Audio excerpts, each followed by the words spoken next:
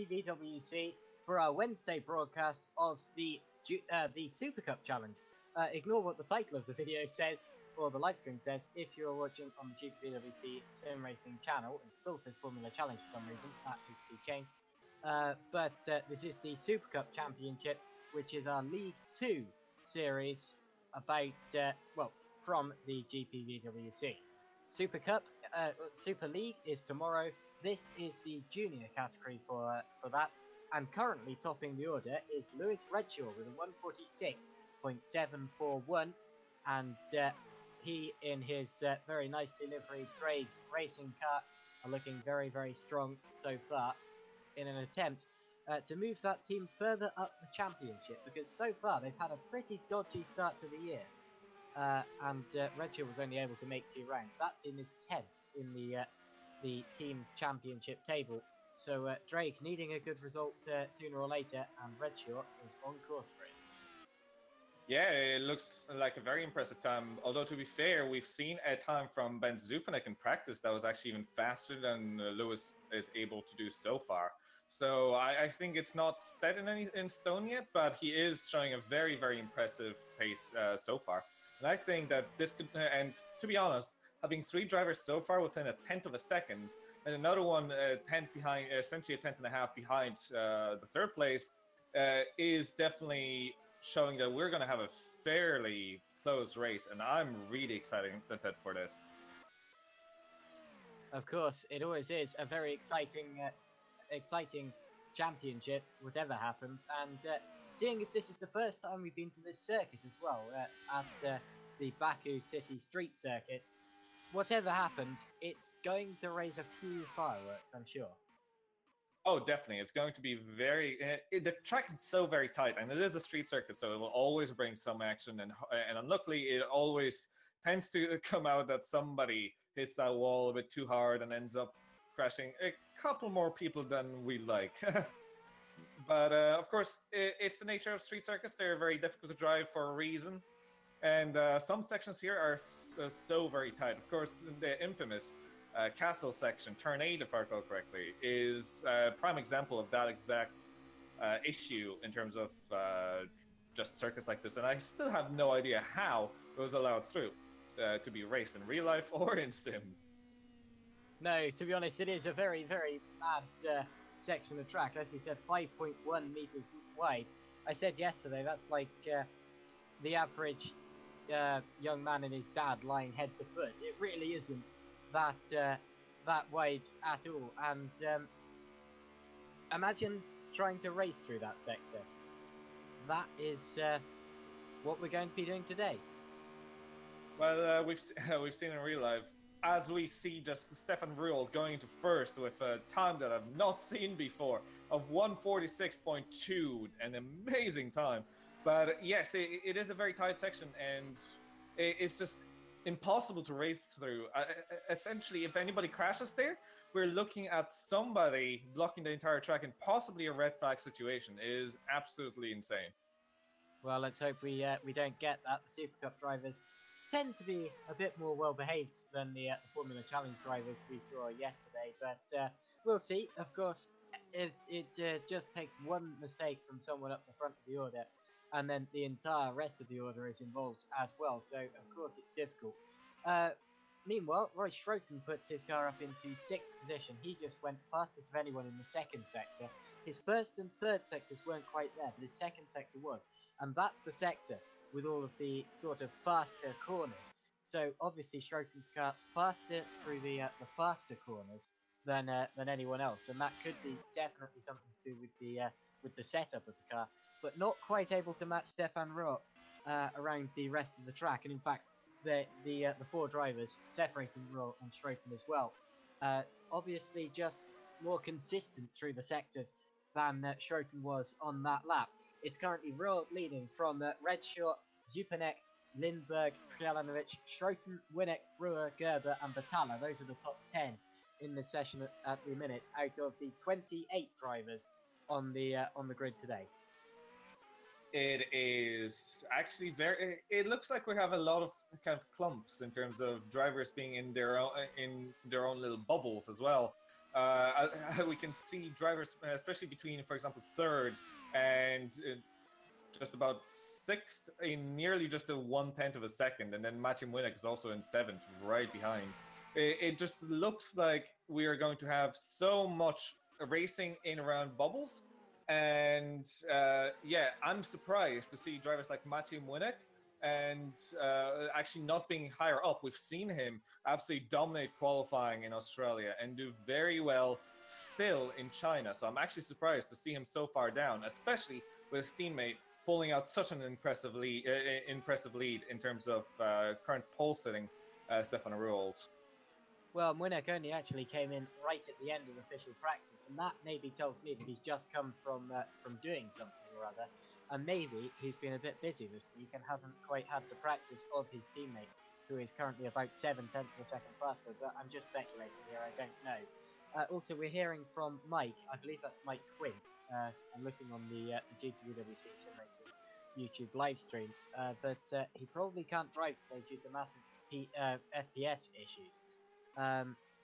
We have been seeing a lot of lag issues so far this season in all three of the GPVWC categories, so that is a big shame. Wouldn't be the first time we've seen it though, but still very unfortunate.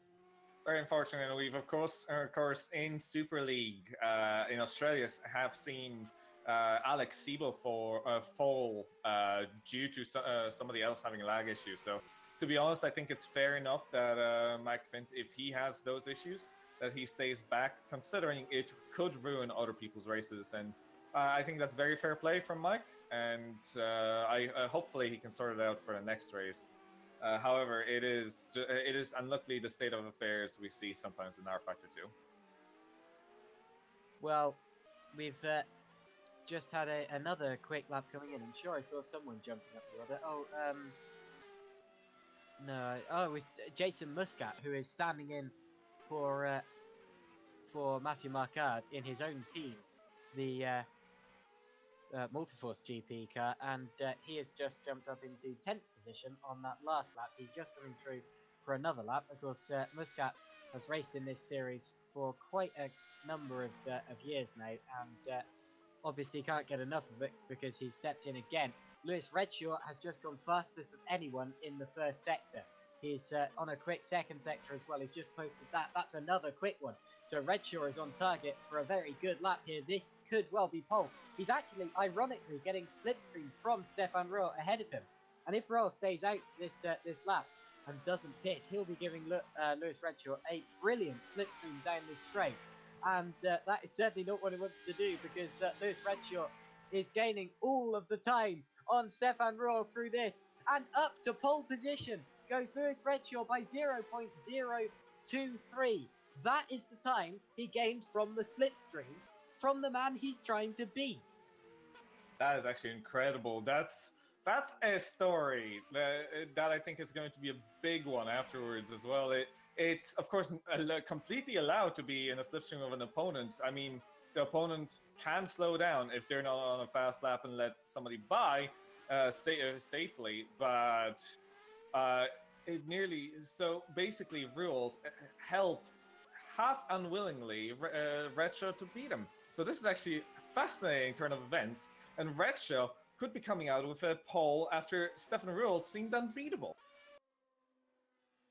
Well, it was certainly an incredible lap nonetheless, and what can Royal do about it? The timer has now ticked to 0, so there are no more chances for anyone to go quicker except for this one. So they're going to cross the line, and that's going to be their last chance. Antonio Krialanovic puts his car up into 3rd position, or did on the last lap. Jack Mayer is up into 4th now. I'm sure we didn't read out his name before. So Krialanovic in the other Drake car makes it a Drake 1-3. And he's currently on another lap, just coming through to set it now. So what can Krialanovic do on this lap? Is it a quicker one? Looks to me like he's heading into the pits, does it? Oh, Maciej Młynek on an extremely fast lap as well. He's coming in, and he is on the final stretch. At the moment, he's actually faster than Redshaw after the first 2 sectors. Is he really? He is. And after the final sector, he's done it. He's done it. First into the 155s, 145s. It's a 0.937, a brilliant lap. And Stefan Rill has come across the line and not gone any quicker than his best lap. So Stefan Rill has to settle the third position and takes it away from Drake, because, of course, before it was going to be a Drake 1-3. Now they're having to settle for second and fourth. And it goes Scuderia Basilia, Drake, Scuderia Basilia, Drake. And Maciej Winnick has taken pole at the last second from Lewis Redshaw, Stefan Roll, Antonio Frelinovic, Jack Nair, Vince Zupanek, Johan Lindberg, Roy Stroken, Daniel Brewer, Patrick Gerber, and then rounding out the rest of the 28 cars. Those were the top 10. Muscat, McGlade, Feisler, Bell, Tapper, Batala, Oscar, Ferreira, Downard, Tuamolo, Kumar, Fuller, Kraus, De Vries, Helpup, Lambert, Ruder, and Quint. But Ruder and Quint not setting laps there because they both have lengthy penalties after last time out, so opting not to risk a further penalty by going out into qualifying now quite sensibly. And I think there's a further penalty as well for Jean-Pierre Helpup, who will now be starting. Well, he's only going to lose one position through that. But anyway, that was a thrilling end to the qualifying session as Maciej Winnick jumped from 8th right up to pole position at the last opportunity. And I have some more bits of news for you. By the looks of it, if what I'm looking at is right, Jack Mayer is 5th on the harder compound of tires. Wow. That is actually quite impressive, to be perfectly honest. And by the looks of it, I think his strategy is going to be go on the harder compound of tires and possibly change maybe on the softer very early on and just maybe go until the end, or stay on these tires until the very end and then try to have a bit of an impact at the end when everybody else changes onto the super soft tires. Or the soft tires anyway. By the look, because from what we've been hearing, these tires can last forever. It's a very difficult issue a very different issue to the one we had at Shanghai. Shanghai, of course, very high degradation track. The tires were going off like butter. But here, of course, you've only really got 90-degree corners, and even the faster corners on the track are taken so quickly and so sort of flat out. You're not really scrubbing the tires at all. They're all very it's all very much on rails. So that means that the tires are absolutely fine with everything you give to them here at Azerbaijan, and that means that the drivers are going to have to be a bit more creative with the strategy. What some drivers might well do, and I was saying this before the race, is go one lap on the harder compounded tyre, hit the car, put on the super soft compound, and then just go straight to the end. And that, of course, would be a strategy if you want to maximise that super soft rubber. Now, as you were pointing out, Jack Mayer set that lap, we believe, on the harder compounded tyre, which puts him in a brilliant position for this race, because it shows that he's got a lot of pace here, and he can really do something very interesting with the strategy. He'll be on a completely different strategy to the other guys around him at the front of the order, and if that pays off, I'm sure that he is going to absolutely capitalise from that. Although I would say that you have to be very careful when doing a pit early strategy from the front of the field. Because that really does tend to drop you into the field behind, and if the pack behind is still struggling and still battling with each other, then that can often really hold you up. So you need to be really careful with that. But yeah, good to see that Jack Mayer's got a lot of pace here. So before we're going on, I'd like to say that we're live on actually 3 different platforms, and that's not even it. We're live on 2 YouTube streams on SimNews.TV and GPVWC, and we're also live on Twitch at SimNews.TV as well as Facebook at SimNews.TV. So hello to everybody everywhere, and hopefully you can join us and hopefully you're going to enjoy the stream of the wonderful races. We're probably only going to be checking the comments on probably either of the YouTube streams. I will definitely be looking at the SimNews.TV comment stream on YouTube, and I will only be really checking it whenever we have some time and maybe some break from the action. Okay, well, I'm just looking at the GPVWC sim racing stream now. Not so much action on the SimNews TV one yet. But on the GPVWC one, we have many names that I recognise here. Mark Veit was racing yesterday, as was Chris Shepherd. They both had a lot of pace here, so they know what it's like to be quick at a track like this. A man who knows what how to be quick in general is Mr. Coffolino. Great to see Mr. Coffolino back again. A very quick simulator racer himself.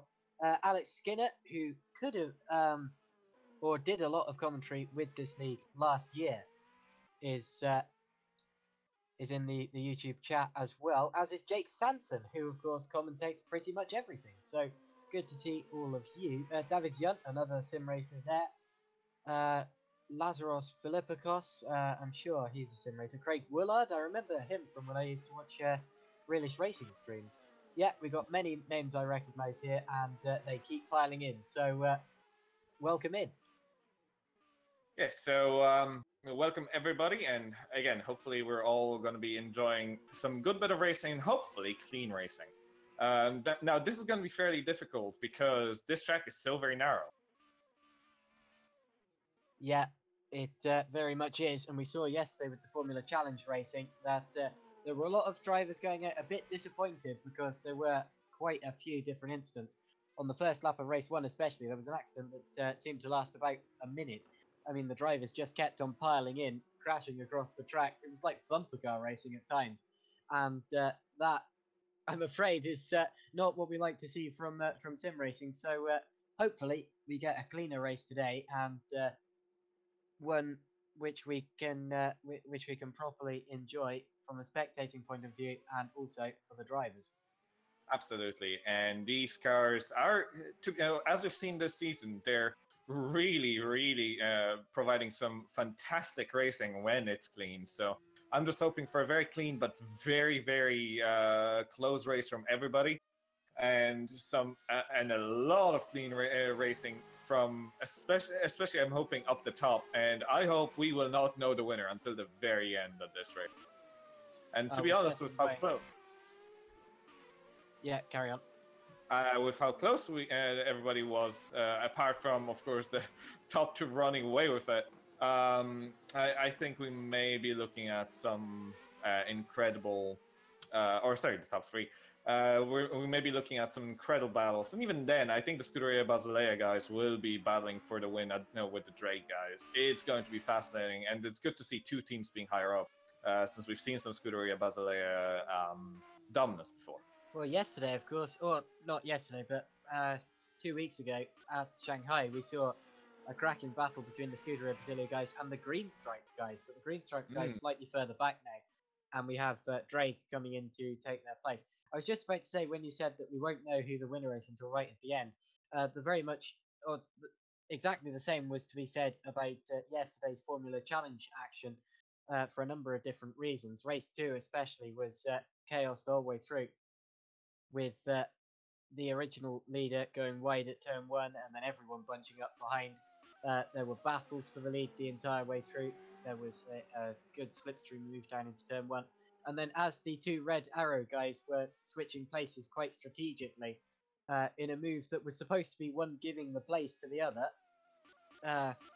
our championship leader in that series, Chris Butcher, messed it all up, locked up the brakes while trying to very cleanly pass his teammate, and went into the barrier. So even the most simple looking things can end in disaster if you're not really concentrating. So yeah, we will not know who the winner is until they win it, I'm sure.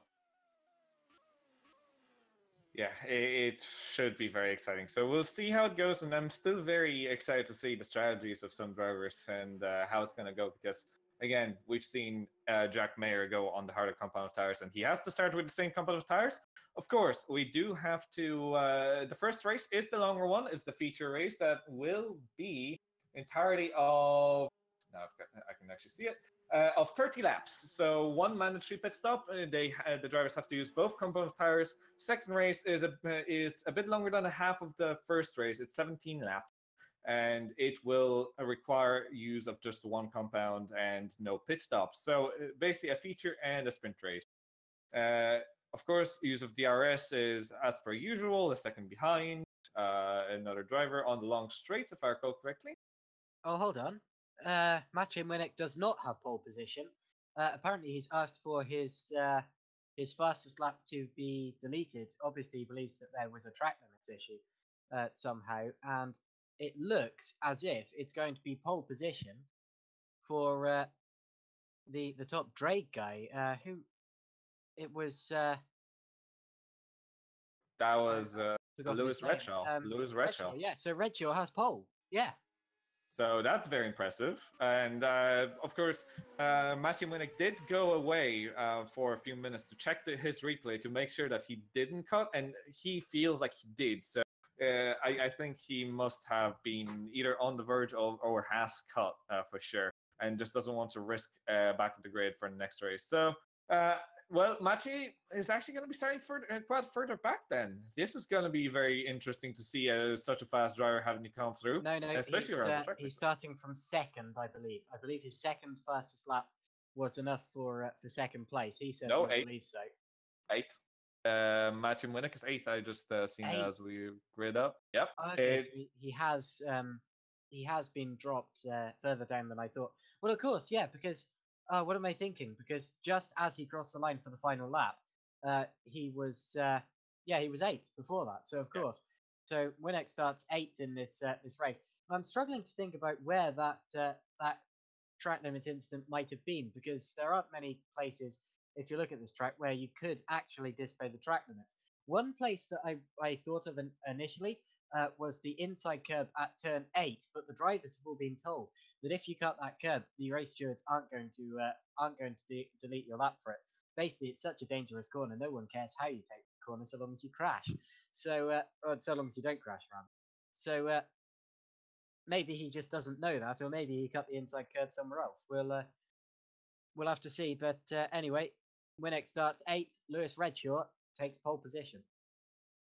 Now, this is going to be exciting, and it's going to be so difficult on the first lap, to be honest, especially once everybody bunches up into the castle section. I'm just hoping that we go through everything safely, and our race director is also saying to have an extreme caution throughout the race, because this is going, or especially throughout the first lap, because this is going to be very difficult. And if anybody causes a crash, it's going to be to cause an incredible pileup.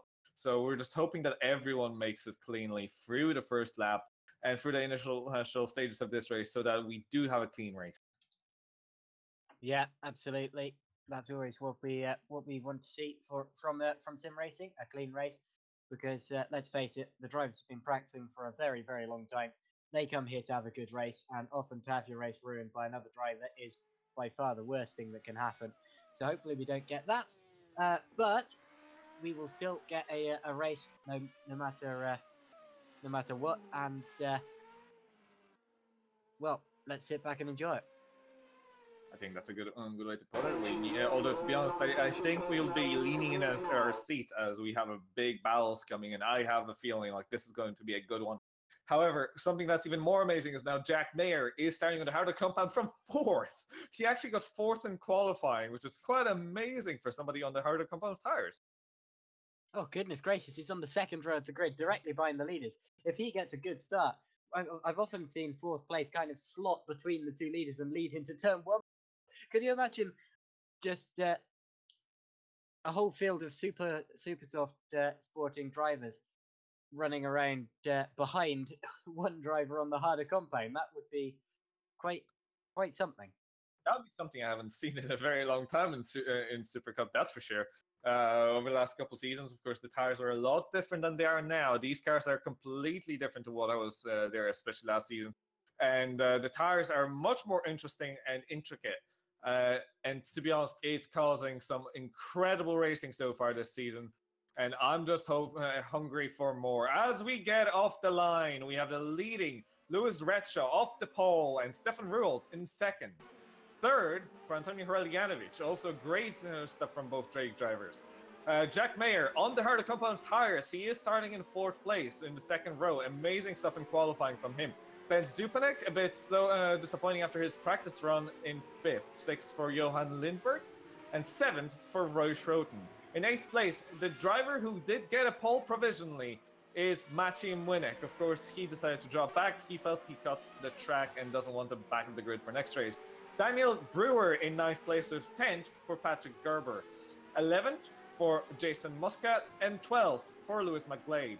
13th for Bastian Peisler, even. 14th for Mike Bell. 15th for Dowie Tapper. 16th for Jared Batala. 17th for Adam Oscar. 18th for Bruno Sosa. 19th for Josh Downard. 20th for Niranjar Kumar. Michael Tomala in 21st. 22nd for Mark Fuller. And 23rd for Patrick Krause, with Gerrit de Vries in 24th. 25th for James Lambert. 26th for Jean-Pierre Helpap, although he will be taking a start from the pit stops. He may have broken some park farmer rules, and the same thing for Mike Fint. Fabian Rude in 28th is going to be starting from the grid slots, and it could also be a tactical play from 26th and 27th place, considering it can be a carnage, and it could make it easier for them to get through the first corner. I tell you what, that's exactly why they've done it. They've pitted because they're scared of what happened yesterday in Formula Challenge happening again. They feel that it would be better to just give themselves that buffer to make sure they don't go ploughing straight into the carnage ahead of them if it occurs. And that could be a very good decision. So I remember seeing a couple of people doing that in the ITC race at Adelaide last season, simply because they knew that there was going to be a pile-up on the first lap. And I think there was in all 3 races there, so it does pay off sometimes. And hopefully it won't have to today, but often better to be safe than sorry. So it is the Drake team, after all, who take the best overall qualifying positions in this qualifying session. They are 1st and 3rd with just one Scuderia Basilia car separating. We thought that the other one of Maciej Winnick would come into play in the qualifying session, but obviously his lap he doesn't feel was fair. So Winnick lines up from 8th on the grid, and it's going to be Lewis Redshaw who lines up in 1st position. Yes, and it's very interesting. The first place starters or the odd number starters are on the outside of turn 1, which makes it even more possible for Jack Mayer to maybe attempt something on the Hreljanovich at the very least. And this is going to be fascinating. And I am just absolutely buzzing to see what's going to happen. I'm just hoping for a safe race. However, this is going to be very exciting with such a big grid. So the last car is in place now. We're just waiting for the lights to come on. Yeah, here they come. So we've got 3, 4, 5. And it's go here in Baku, in Azerbaijan. And Redshaw gets a good start. He pulls over and defends from Ruhl, who's forced to the outside line. Redshaw has it at turn 1. What has happened to Ruhl? He stopped. He braked. He braked on the exit of turn 1. Something terrible has happened. Batala rolls. And there is a huge pile-up. Didn't we all see that coming? But that looked entirely like Stefan Ruhl just slammed on the brakes. What on earth happened there? I have no idea. That's exactly what it looked like to me. It was absolutely mind-boggling what happened there. It just looks like on the exit, he completely slammed on the brakes and nobody had anywhere to go. And at this point, I urge you to look on 2nd place because Jack Mayer is there chasing Redshaw. Whoa, what a start that was. And I have absolutely no idea what happened. It was just like, I mean, that must have been a glitch or something. It was. Oh, that's a wheel disconnection, surely. I've just had a look at Rod's onboard camera. That looks very much like his wheel disconnected. It did that sort of cross over the control sort of thing that we used to see from wheel disconnection. So that would be a horrible, horrible situation for the whole field. And I wouldn't be surprised if we did see many drivers complaining after the race that there wasn't a red flag. Jack Nair, interestingly, has started on the softer compounded tyre. Now, we thought it was on the harder one. Maybe he did set his lap on the softer compound and then switched to the harder for some weird reason. But anyway, Jack Nair is on the softer compounded tyre and is running in 2nd place. He now has a slipstream on Lewis Redshaw ahead. Can he go for a move down into turn 1? Let's see. So it must have been a glitch at some point then from because he had to start on the same tire he qualified on. So it must have been a glitch that I've seen earlier. However, Jack Mayer is putting up a fight, and Lewis Redshaw is only... I have no idea how he gained a little bit of an advantage here, because he has been under so much pressure. They've been basically wheel to wheel at one point. Well, yeah, Mayer not quite able to get past Redshaw just then. He was certainly close. It's actually Johan Lindberg in third place now, followed by Ben Schupanek. Maciej Winnick climbs 3 places to fifth. Then it's Roy Schroed and Patrick Gerber, Jason Muscat, Bastian Peisler, Lewis McGlade, Patrick Trace, John Downard, James Lambert, Clark Fuller and Adam Oscar in the points. And then outside of the points, De Vries, Tuamola, Kuma, Quint, Helpap, and in the pits, Frelanovic, Bell, Brewer, Sousa Ferreira and Rude. And out of the race, Rohr and Tapper. So 2 big names taken out on the first lap. That's very, very big names, all right, and it's incredibly unlucky, especially if it's that if Rule had nothing to do with it, which it very much looked like some kind of wheel disconnect or something happening where he had absolutely no control, which makes it for a very sad beginning to this race. However, I think we're going to still get some amazing racing, and hopefully we're going to see most of the drivers back and fighting for the next race. Anyway, we of course, anything can happen, and at that point, and we let's hope that this is the last we've seen of massive pileups. But that was absolutely insane, and I presume that that was on the verge of cancelling the race or on red flagging the race. Well, I tell you what, there'll be many drivers confused as to why the race wasn't red flagged there. But anyway, we continue for the time being. It is a big shame to see so many drivers' races being completely ruined immediately, simply through someone else's issues. Of course, there was absolutely nothing that anyone in the field could have done about flying into the back of Stefan Rohr after his car, for reasons we don't believe were his fault, suddenly slammed on the anchors and just stopped in front of the rest of the field. Now look at Maciej Winnick, who took a look there at Ben Schupanek for 4th position. That's one battle that might well change positions soon. They are chasing Johan Lindberg for the final podium position. Now, interesting. I'm just looking at the championship standings currently, and Stefan Ruhl, of course, is our championship leader, and he is not going to be getting any points out of this race. Osvaldo Angelone is not racing this time around. We have Roy Schroten being the first driver who can score points in the standings, and he's 14 points behind the leader, which means that if he won this race, and it's the same thing for Daniel Brewer, but I don't think we have Daniel Brewer anywhere, do we? No, he was involved in the crash at the start of the race. So at the moment, Roy Schroten looks like the only person who has even a shot at gaining championship lead after this race, because Maciej Winnick is 26 points behind the lead. Well, there's certainly going to be a big shake-up of the order in the championship after this round. Ben Schupanek has just taken 3rd place from Johan Lindberg, and Lindberg is now under attack from Maciej Winnick as we head out onto the straight. So the bottom podium position has changed. Now 4th position looks like it'll change as Maciej Winnick gets a great run on Johan Lindberg. He's passed him even before the start-finish line, even before the pit entry. Will Lindberg be able to dart out and go for a move? Oh, he's missed his braking, actually, going very, very wide. He's going to be under attack from Patrick Gerber before long if he's not careful. That is very much true, and he is basically under attack now. I'd say he's going to be able to run away, to be perfectly honest with you, because he seemed to have a bit of more of a pace. But definitely Gerber will have the advantage of being so close and being able to use DRS at this point. Well, I'm sure that when it comes to strategy, it's not really going to be very much thought of. It's going to be about drivers pitting as late as they possibly can, except if they're involved in an accident, surely, like James Lambert just was. Lambert has just been into the pits.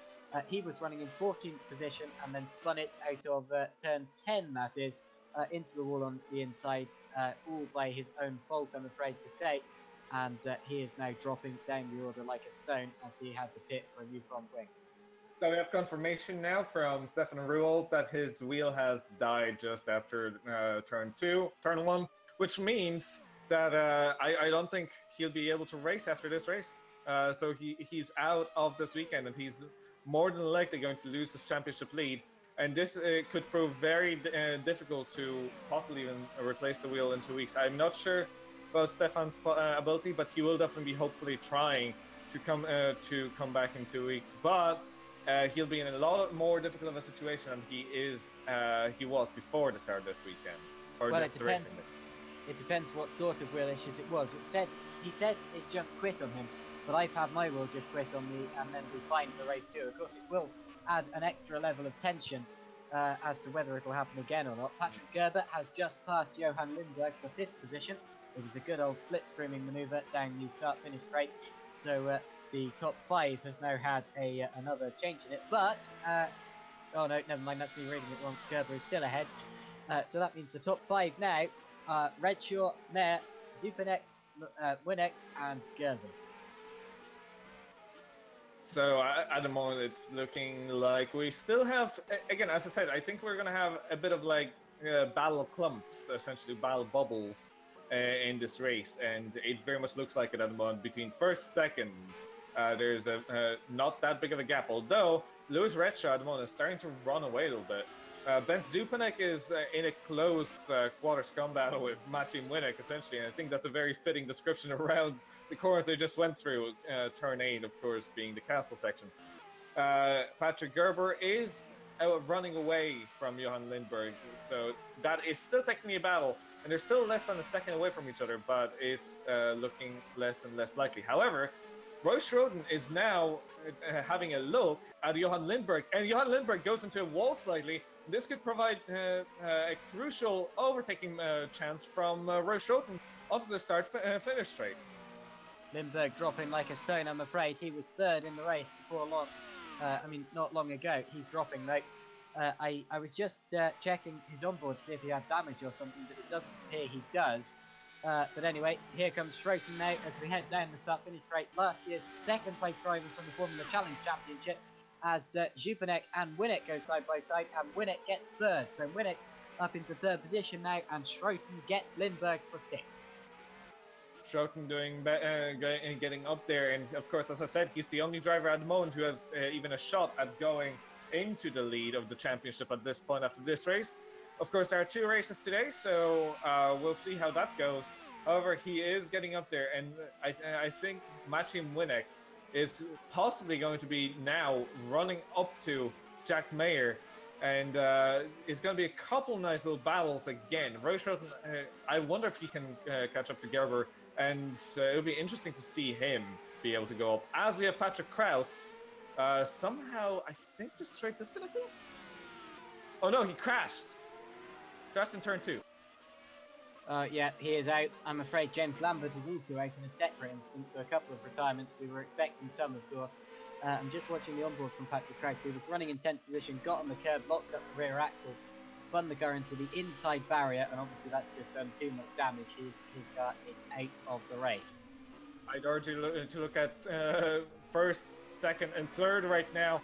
Lewis Redshaw is starting to lose pace, and he is now being absolutely shadowed by Jack Mayer, who's only less than 3/10 behind, and is going to be attempting a move, possibly on a start-finish straight. However, Lewis Redshaw seemingly having a great straight line speed, and Mayer possibly being reeled in by Winnick, who may be going to 2nd.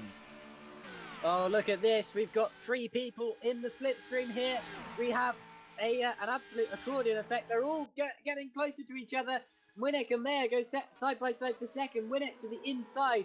Mayer tries to hold on. Look at that. That's brave. Winnick gets a big slide and somehow keeps the place. So Winnick up into 2nd position now. Mayer drops to 3rd, but there's still going to be more opportunity to pass Redshaw, I'm sure. He does appear to be dropping back a bit now towards Winnick and Mayer behind him.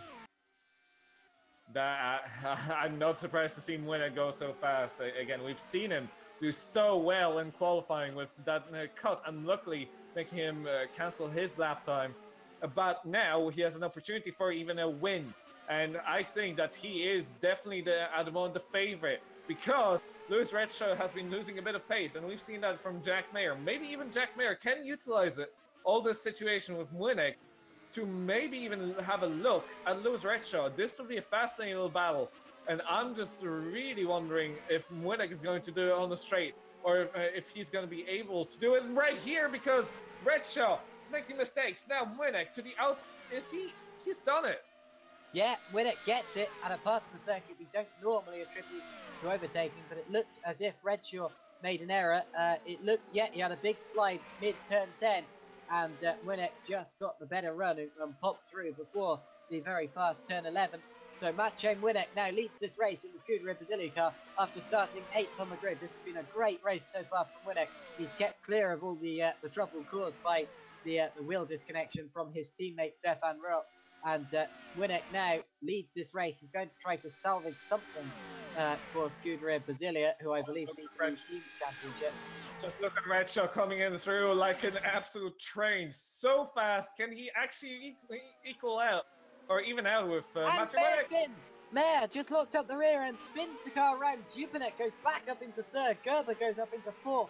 And Mayer's dropped to 5th. What's Schroten? Schroten gets to the inside. He's surely going to ease through on the brakes. They get so close. Mayer keeps it around the outside.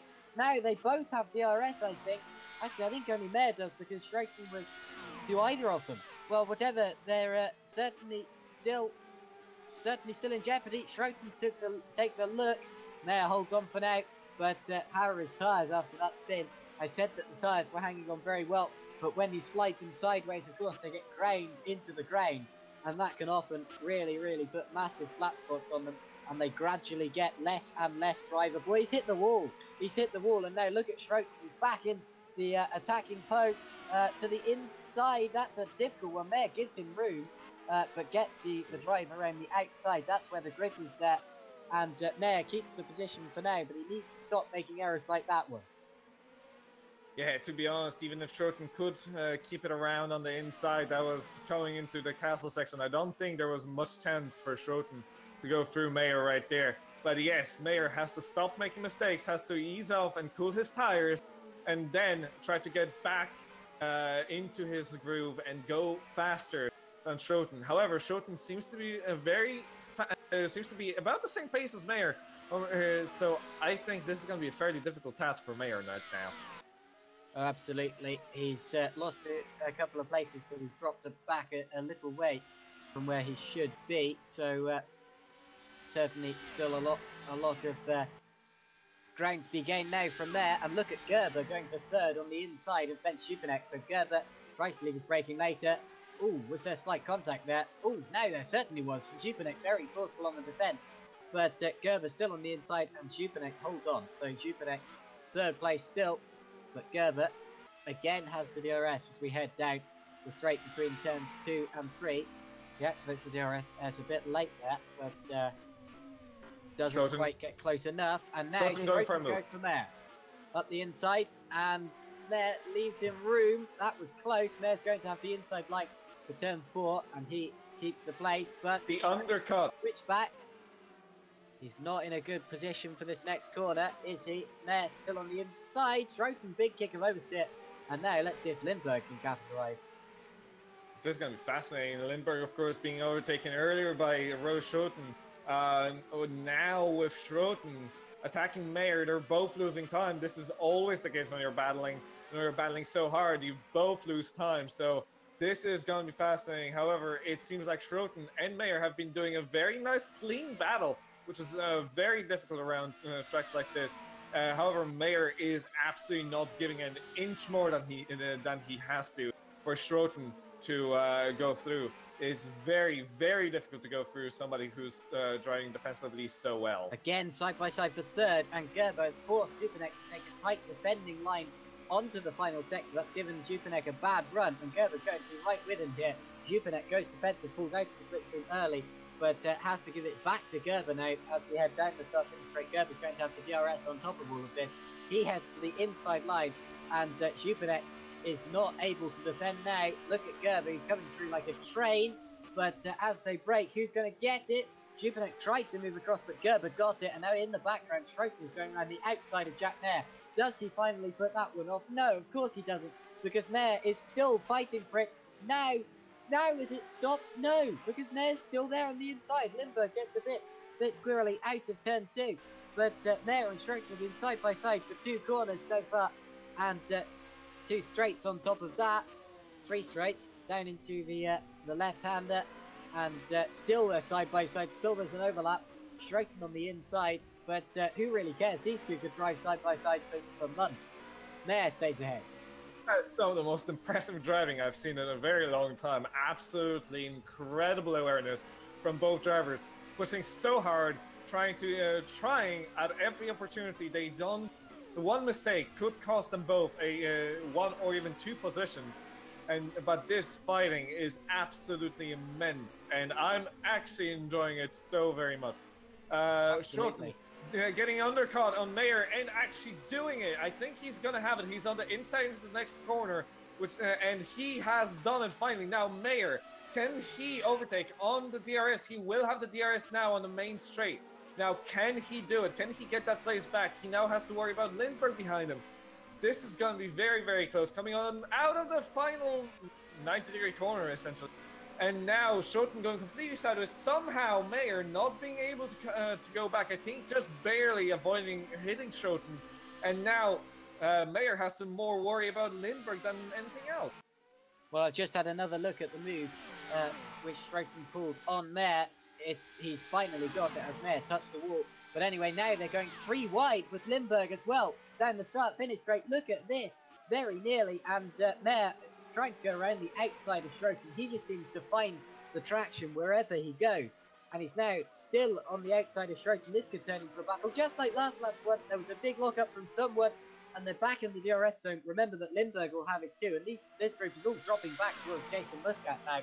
But, oh, there's a crash up ahead of them, and that's a car a lap down. I believe that's Bruno Cesar Ferreira. It is. They all avoid him, but Mayer locks up and goes into the back. And look at Muscat. Muscat locks up, and he goes into the back of Lindbergh. There's a huge pile-up. Muscat's gone straight on down the escape road, and that is dreadful. No one there was obeying the yellow flags in the slightest, except for Roy Schroeter, and that's why Mayer went into the back of him, and that's why Muscat went into the back of all of them, because no one was respecting that there was a car stopped at the side of the track there. I hope penalties come from that. That is definitely a very, very scary moment, and I honestly, I think a lot of drivers always forget that yellow flags are a thing, and to be honest, I can see that in Rfactor too. It's quite difficult, and often you see very false yellow flags, and it's a bit difficult to judge.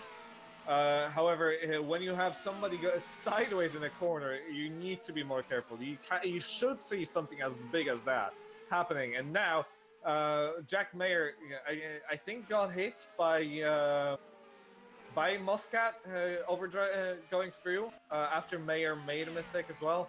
And by the looks of it, it's just looking like Mayer now has to fight. Lindbergh has to hit the wall. Oh, surely that's done damage. That was a big hit. His steering is hanging, and that looks like it's going to be a very difficult car to drive. Now he's still in the slipstream of Johan Lindbergh, but as he breaks into the next corner, how's the car going to feel? Let's see. So he's up the inside of Lindbergh, but he backs off very sensibly. Doesn't want to risk overdriving a car that he doesn't know effectively now that he's hit the wall again. We just had a very forceful move turn a bit sour for the final points paying position in 15th. Trelanovic kind of tipped Adam Oscar into the barrier. Trelanovic has that place for now, but Oscar won't be very pleased about it. It just seemed like Oscar didn't really know he was there, so maybe not really his fault. Bruno Cesar Ferreira now pits, and out of the race has gone Gerard Batalla, so that's our latest retiree, if that's the word for that. At the moment, it's looking like Maciej Młynek is running away with it. Nearly 4 seconds in front. As I hear somebody hitting some wall. Now, let's see. Oh, it's Tomala in currently 14th. He has lost the front wing. Let's see what happened there. He's, I think, overcooked it. Yes, he overcooked it, and Kvint nearly drove into him. In the same corner, we just seen Sosa blocking the road, and it was very, very close from Fuller and from Kvint, both nearly driving into Tomala. And now he has to drive half a lap without a front wing, and around here, it's not very easy. No, absolutely not, especially when you've got such long braking zones. It's very difficult to judge just how early you do have to brake, and however slowly you think you're going. you should always be going slower as you enter a corner. Yeah, it's definitely a very difficult situation, especially what you'll find is a lot of locking up, and I really wonder if you can make it through the very fast corners coming up to the on a very long straight, because this is these are very sharp corners, deceptively so. Through coming up through the final start-finish straight, it seems like one straight because you're always on throttle, but only when you have grip. And you only have grip if you have a front wing, and this he did go through safely, thankfully, but it's a very tricky situation. Now, I've just been pointed out that we have the first of the proper pitters. Mayer and Lindberg are both in, trying to get the jump on the drivers around them, on Roy Schroten especially. They're now on the harder compound of tyre, and Josh Downard now has passed Jason Muscat for the 7th position. Now, Matthew Allington points out something very sort of truthful in the GPVWC Sim Racing live stream chat. He says that he likes to think that Johan Lindberg was respecting the yellow flags, but he just got rammed as he braked for Jack Mayer, making a mess of it in front of him, and then Muscat just steamed in. That is entirely true. It seemed as if there were two drivers there respecting that there was a car parked in an awkward position, and there were two drivers that very much weren't, and then they all came together as a result. That sort of thing needs to be clamped down on in sim racing. Yes, absolutely. The problem is, again, in Rfactor 2, the yellow flags are very often quite difficult to spot when you're driving at full speed. They're not very... We don't see a big icon usually or anything like that to let us know we're in the yellow flag zone, and usually it's about something that has absolutely no impact on you, or sometimes not even in your sector. So it's something that's a little bit difficult to spot. However, if you have somebody who's spun in front of you, you should know that you need to slow down. But a lot of the time drivers don't, because they feel like it's too much of a competitive disadvantage at that point. But it's hard to believe. It's a bigger disadvantage if you knock someone else and end up getting a penalty or losing your front wing. But, absolutely. Anyway. Absolutely, but it's just I think it's something that sim racing drivers just don't really pay attention to nearly as much as in real life drivers would. Of course, unfortunately so. But anyway, let's see. It's all about strategy now in this race. It's all about when the next group of drivers are going to be pitting. Johan Lindberg is in again. Now, why is that? Because Lindberg was in last time around. Now, what has happened to Johan Lindberg? Maybe he did something wrong? Oh, I tell you what it was. He started on the softer compound. No, am I getting this wrong? No. I think he started... Oh, he started on the super soft, and he's gone onto the soft, so that's all... I think that looked to me like it was nearly some kind of a penalty, or something happened because he was waiting in the pits for a very long time, so I have actually no idea what happened there exactly. It could well have been a stop-go for speeding in the pits last time around, if he didn't slow down in time, or if he took his pit limiter off slightly too early, or something like that. I've seen it happen in the past, so I reckon that was probably the case. And yeah, I'm not entirely sure, to be honest, because his car got lifted. Actually, did get lifted up, like as if he was changing tires as well. So I'm not entirely sure, doesn't it? I'm not entirely sure, to be honest. I've never had a penalty in these cars or really driven them. So, yeah, I'm not entirely sure, to be honest. But that would very much make sense, as we have Patrick Gerber, Ben Stupanek, and Roy Schoten all in the pits. All going onto the harder compound of tires, and definitely going until the end of the race. Well, it's interesting that we see so many drivers pitting at pretty much halfway through the race, because I was told before the race that these tires were going to last for this time and more, and therefore it would just be beneficial for a lot of drivers to go as far as they could on the softer compound of tyre, and then switch over to the harder. But maybe I was misled. Gert de Vries is in a wall currently, and he's out. Okay, yep, Gerrit de Vries has had a retirement. Now, where has that happened? That was a very odd crash. Lost in an easy, very fast corner. Just going up the curb and hitting a wall at a very high speed. Oh yeah, that was. He just got onto the curb on the inside, lost control, went into the wall on the outside, bounced along the barrier and went very hard into the That was like Max Verstappen at Monaco 2015. Very much similar, and a big impact, putting him out of the race and making him our 1, 2, 3, 4, 5, 6th retirement. Well, that's not fantastic, and we have another pitter in the shape of Adam Oscar a bit further down. However, it is a pitter, and Jack Mayer's in the wall. Jack Mayer has stuffed it again, and that's with his teammate Mark Fuller. Fuller has lost control of the car, and he's just gone into the wall on the inside of turn 7, and his teammate Jack Mayer has gone into him. Absolutely no time to react for Jack Mayer, and as a result, he's just ended up getting involved in someone else's accident, and that is bad luck for that team. What team's that again? That's the ST Racing team. Yes, and I think Matthew Allington is having put it perfectly. This is going to be an extremely awkward debrief. I think that's the case for most drivers, as Mayer just goes past Fuller again on the track now, and oh my gosh, now I think this is turned from a fantastic... Matthew Allington's not the ST team boss. No, but I mean, he's just said that it's going to be an extremely awkward debrief. Oh yes, yeah, it will be, yeah. Yes, but Jack Mayer did just overtake his Mark Fuller, and this is not looking great for this team. It looked fantastic. It looked fantastic for about half of this race, and now it's turned into a nightmare as Mayer going for the softer component tires, trying to do his best. So, as you said, into the pits, well, both of the ST guys after that unfortunate incident, and we're still waiting for our leader, Maciej Młynek, and a lot of the other guys up the front of the order to make their pit stops. Did Redshaw pit? Yes, he did. So Redshaw's made a stop. He's now behind Bastian Peisler, who has stayed out. So Peisler and Młynek, the two drivers up the front of the order, yet to pit. And those two might well be trying to leave it out as late as they possibly can. We have our leader in pits. He's going to be going onto the harder component tires, of course. It is the requirement by the rules in the series.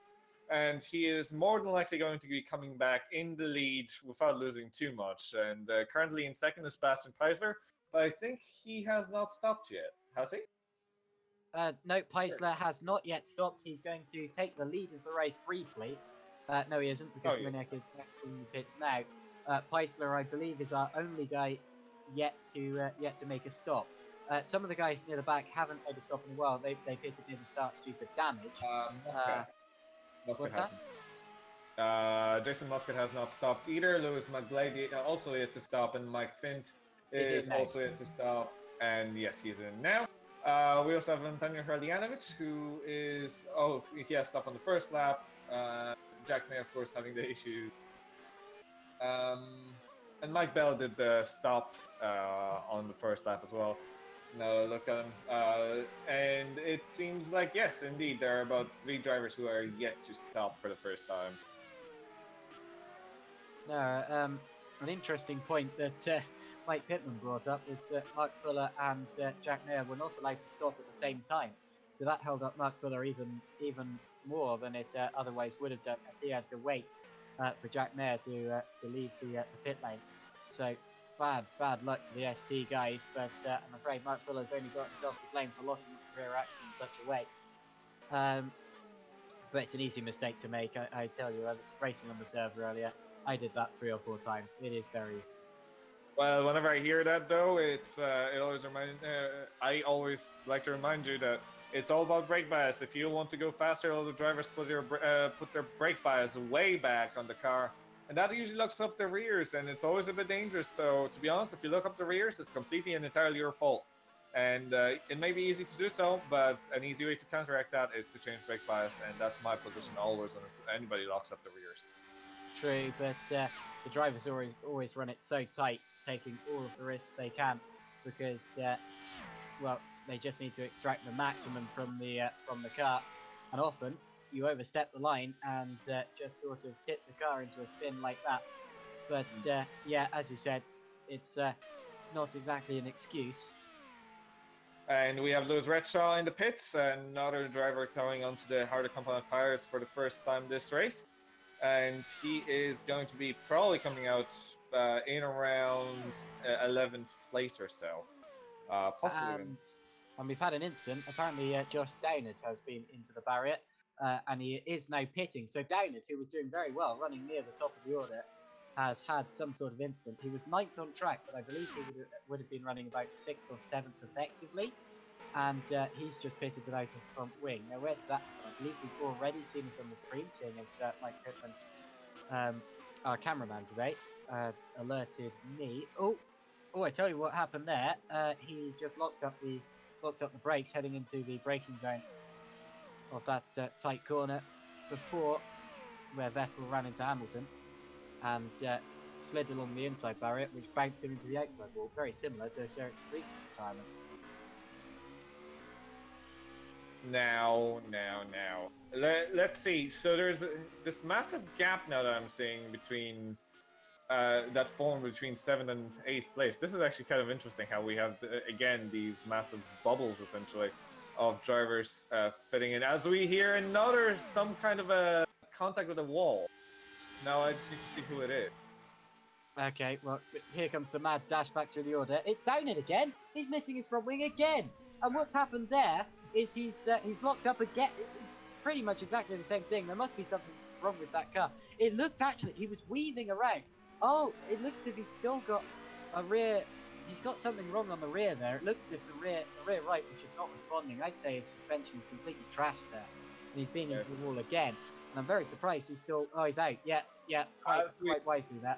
Out there, the battle for 2nd place currently between Lewis Retro and Bastian Peiser. Now I think Peiser has yet to pit. Yeah. Lewis Retro just went straight through Bastian Peiser, and we unluckily missed that, or I missed that accident anyway.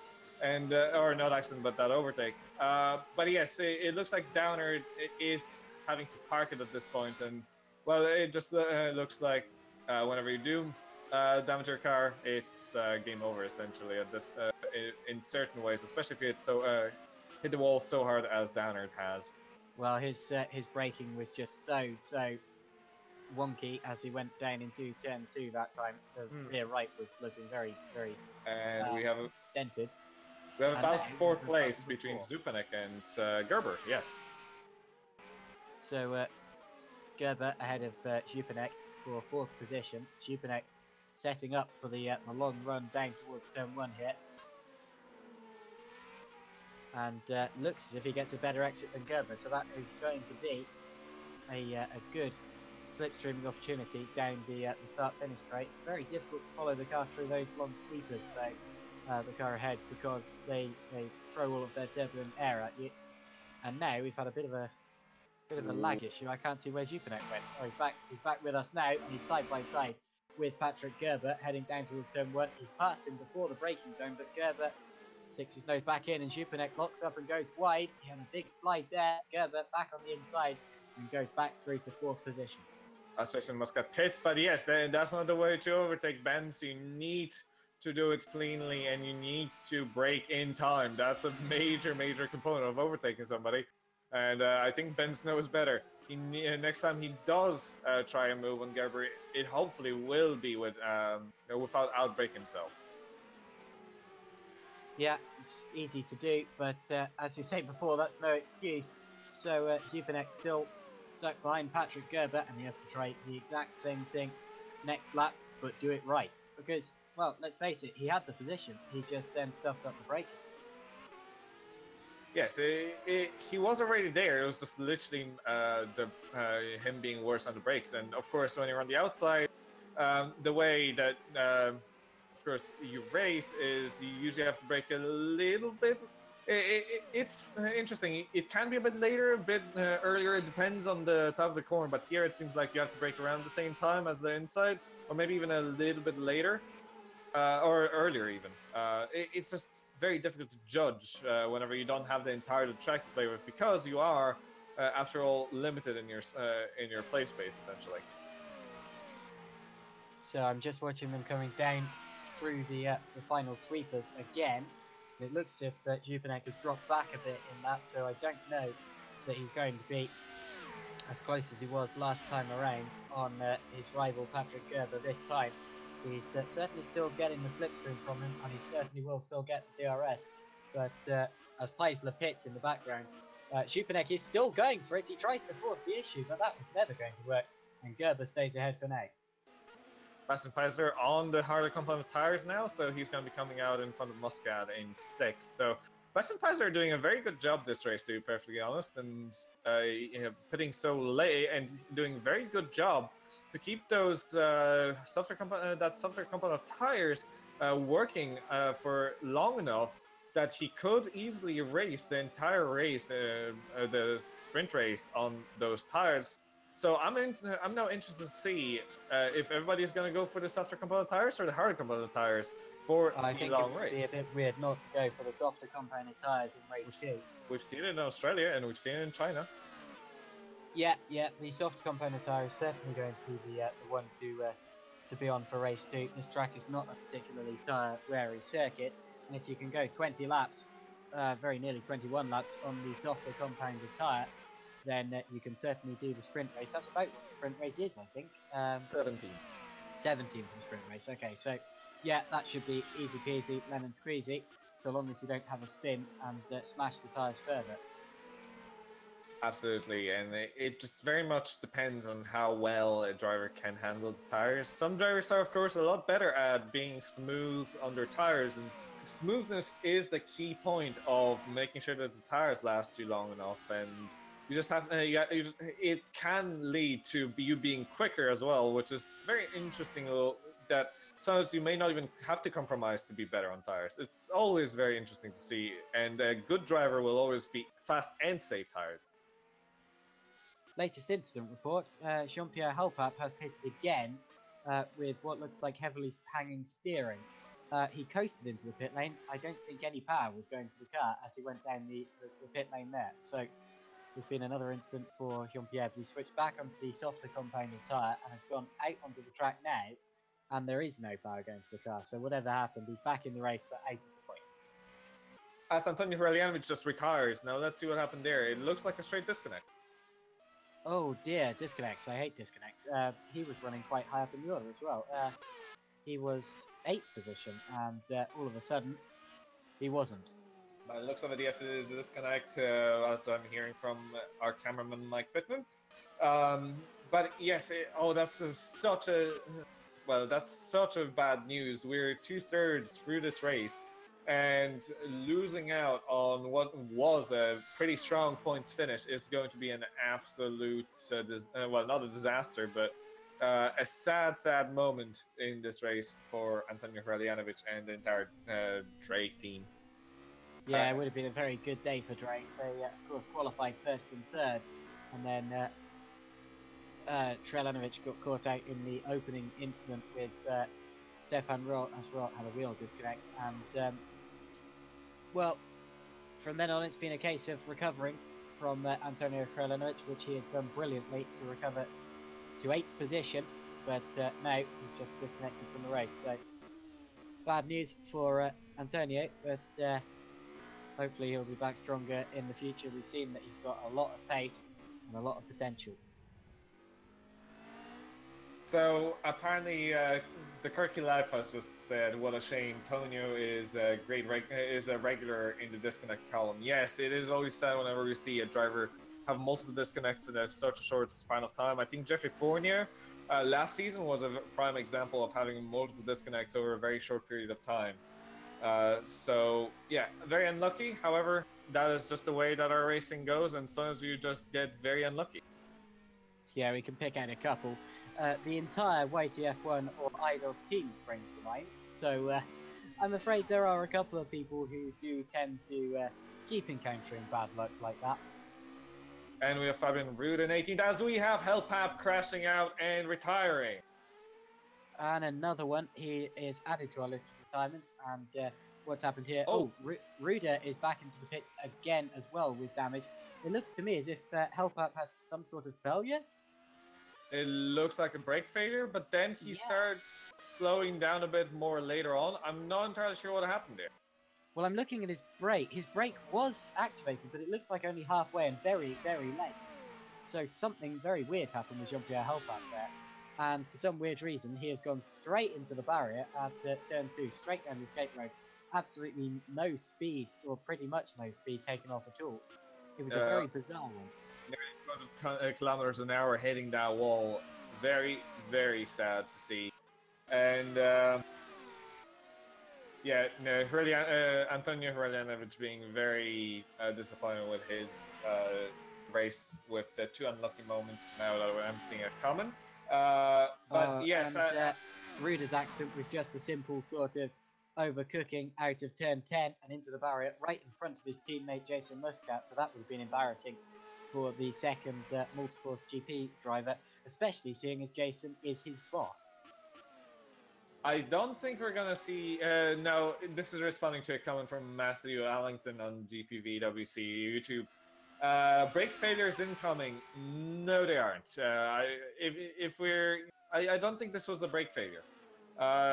We think that this was just some kind of possible braking failure or the hardware failure on the side of help out, but it didn't look, because he started braking it later on, but not strongly enough. So it just very much looks like it wasn't a brake failure outright. And Schubernek loses it. He was chasing Gerber for third, but he's overcooked it coming out of turn 5, I think, and has spun it into the infield if there was one.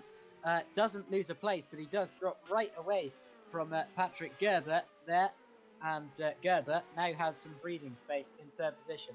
But yeah, Helpup's incident I don't think was a brake failure either, because his telemetry was registering brakes, but only very, very late and only halfway. So whatever happened, it was a bizarre one.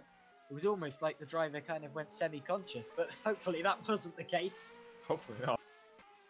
Well, he definitely clicked escape fairly quickly, so I think he's definitely okay. Jolly good. And Limburg's out. Johan Limburg is another addition to the retirement list. He was running well as well.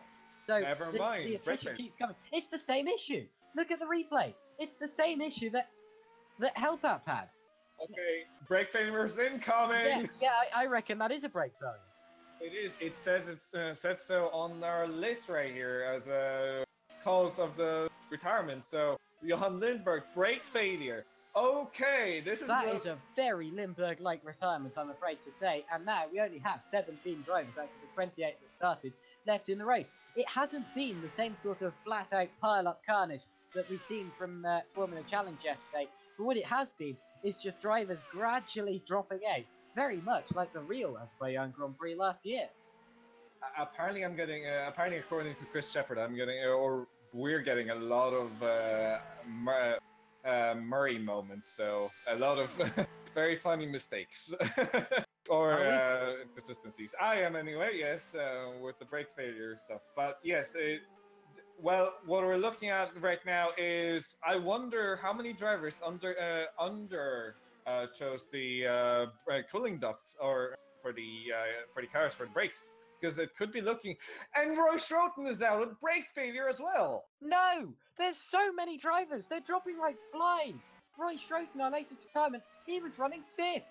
That's a disaster for Roy Schroten, who becomes our latest driver on the list of people to retire. And he wasn't the only one there, because there was an ST racing car spun just out of the corner. But again, for Schroten, it was just that the car was taking a very long time to slow down. Now, who was the ST car who I think had a spin in the same place? I think that was Mark Fuller.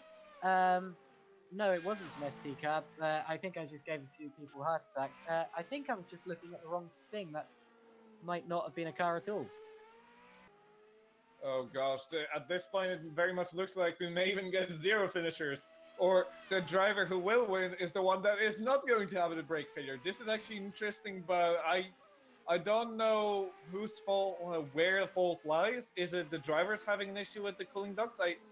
I know we have Johan Lindberg in the comments. Can we just hear if you're using the most open brake ducts, if it's not overheating, or if it's just your brakes failing outright? Because it looks very odd. Well, hopefully it doesn't happen anymore. There is a real air of tension hanging over the field now, as we've seen 2 or 3 drivers retiring from the race with the same sort of braking issues, and as a result, we're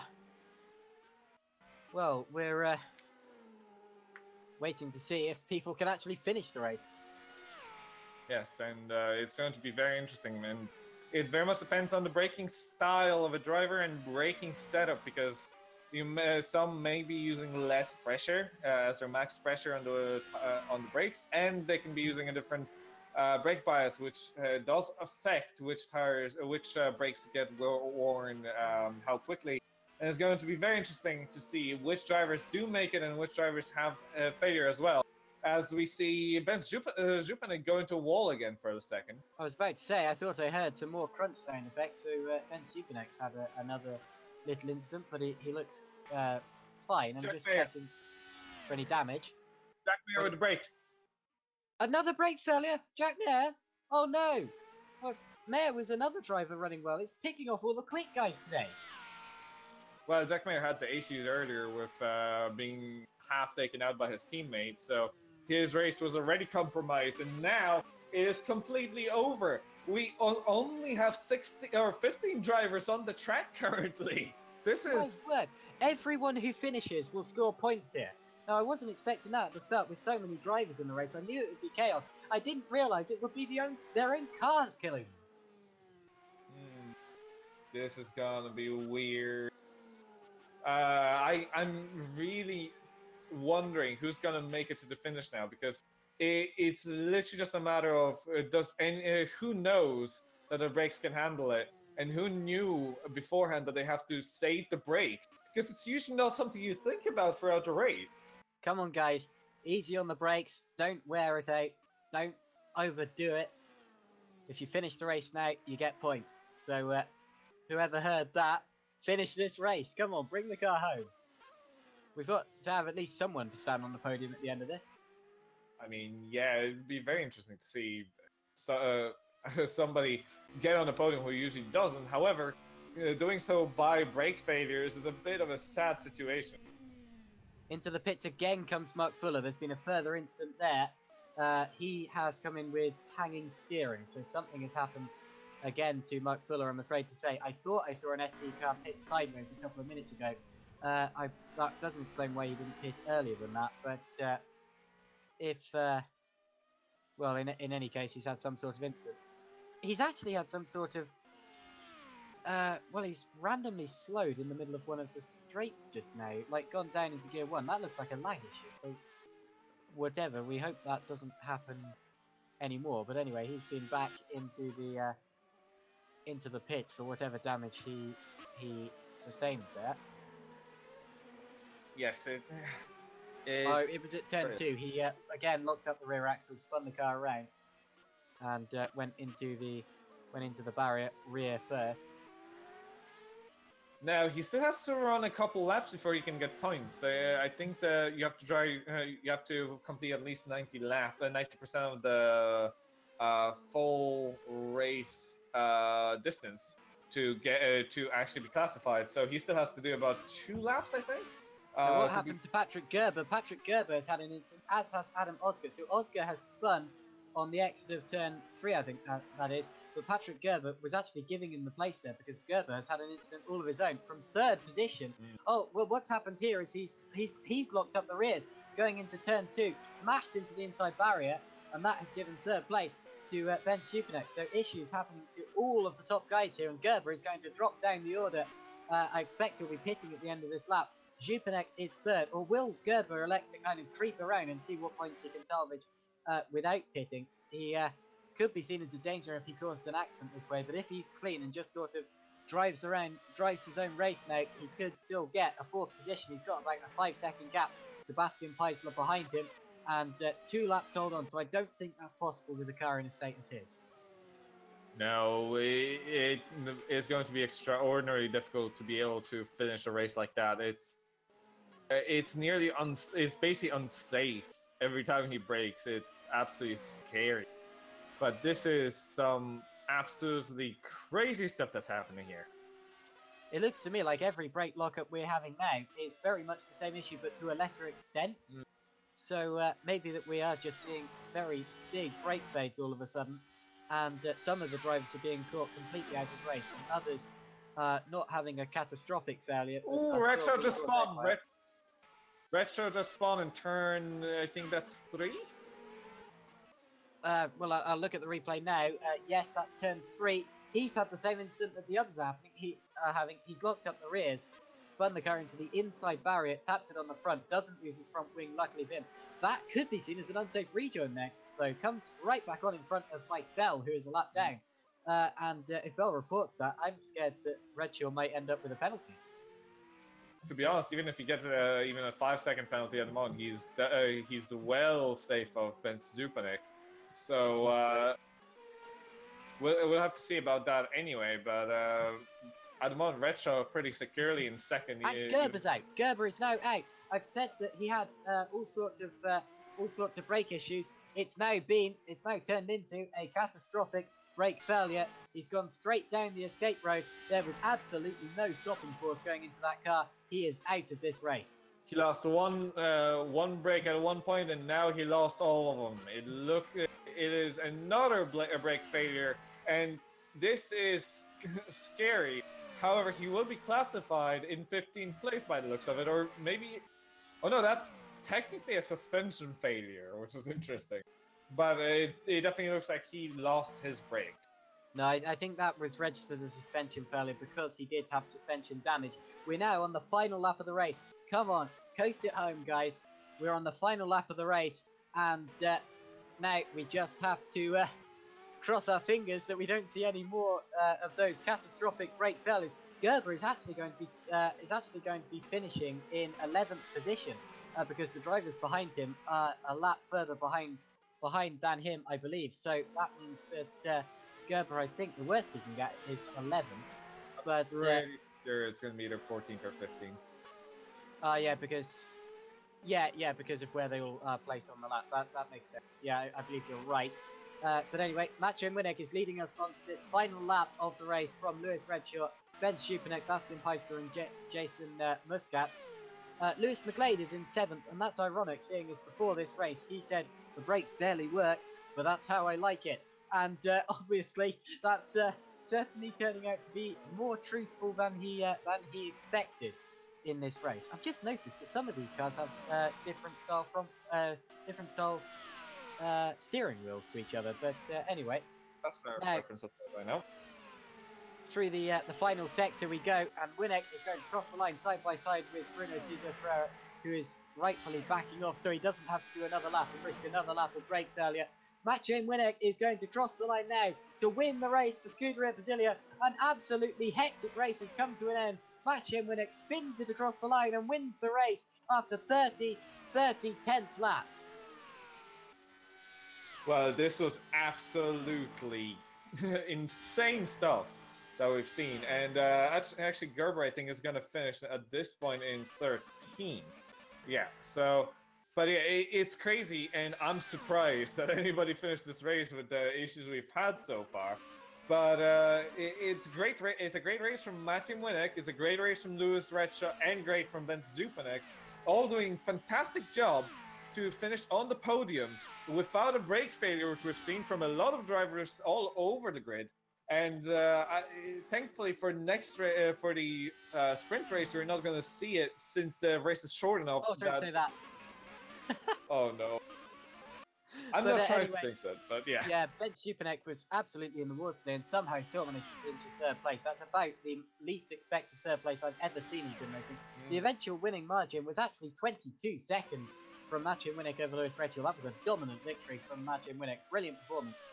Redshaw was 2nd, followed by Stupanek, Peisler, Muscat and Quint. Lewis McGlade is going to cross the line in 7th position. I'm sure he's going to earn himself a new nickname to do with not having any brakes today. No brake, or that sort of sounded like McGlade. It didn't really at all. I'm ashamed of myself. He finished in 7th. 8th is going to be Daniel Brewer, who is going to cross the line just in a couple of seconds now. He's the last driver on the lead lap, but I tell you what, stay on the lead lap in a race like that really took a lot of effort. Brewer finishes 8th, and then a lap down we had Tuamola, Bell, Oscar, Ruder, Gerber, who retired of course, and then behind him actually, so not completing the same number of laps as him, were Bruno Sousa Ferreira and Mark Fuller, both 2 laps down. Well. We are seeing Stefan Ruold being back on the server. Yeah, so maybe he has got his wheel sorted out for race 2. I'm now going to read out the retirements, actually. This could take me a while. So, out of the race, we have Jack Nair, Roy Schroten, Johan Lindberg, Jean-Pierre Helper, Antonio Frelanovic, Josh Downard, Naranjan Kumar, Gerrit de Vries, Jared Batalla, Patrick Kraus, James Lambert, Stefan Rowe, and Dawe Tapper throughout the various incidents and accidents in that race. There was a huge pile-up at the start after Rowe had a wheel disconnect, and unfortunately that caught out a lot of other drivers, and then all of a sudden everyone else started having issues with brake failures and various other accidents. And to be honest, a lot of these drivers will be very glad that race was over. Yeah, I think they'll be very glad that this race is over, and they'll be looking forward to the shorter race where brakes may not be as big of an issue. Hopefully. The first brake failure we've seen was on lap 21, I think, from Jean-Pierre Helpap, which means that hopefully 17 laps is not going to be an issue. It's also apparently Mike Bell managed this race on 28 lap all super softs at the end. Well, that shows very much that this race is going to be a case of super softs all the way, this race 2. And I don't think there's going to be any division over strategy like we saw at Shanghai last time out. It's just going to be a straight fight to the finish and a case of don't retire. Yeah, also apparently Mike Bell also finished with a brake failure. He finished with no brakes?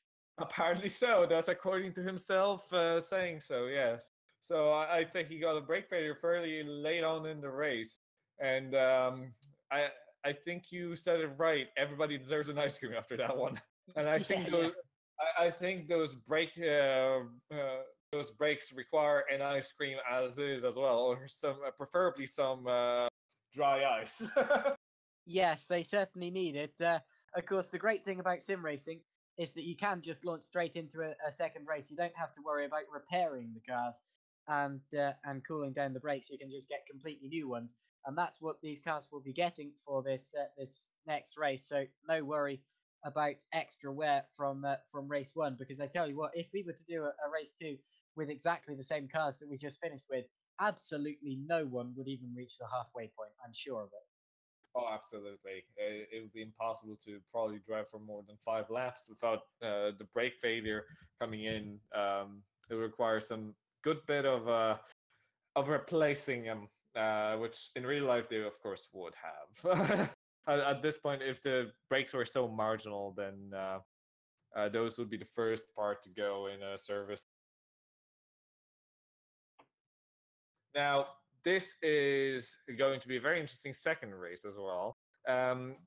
We're still waiting for the reverse grid number, and I'm just wondering if we're gonna see Mike Bell come onto the start the second race after finishing the first one with a brake failure. If he's gonna manage to start off from pole, that would require some bit of luck, but it would also make it an absolutely amazing story.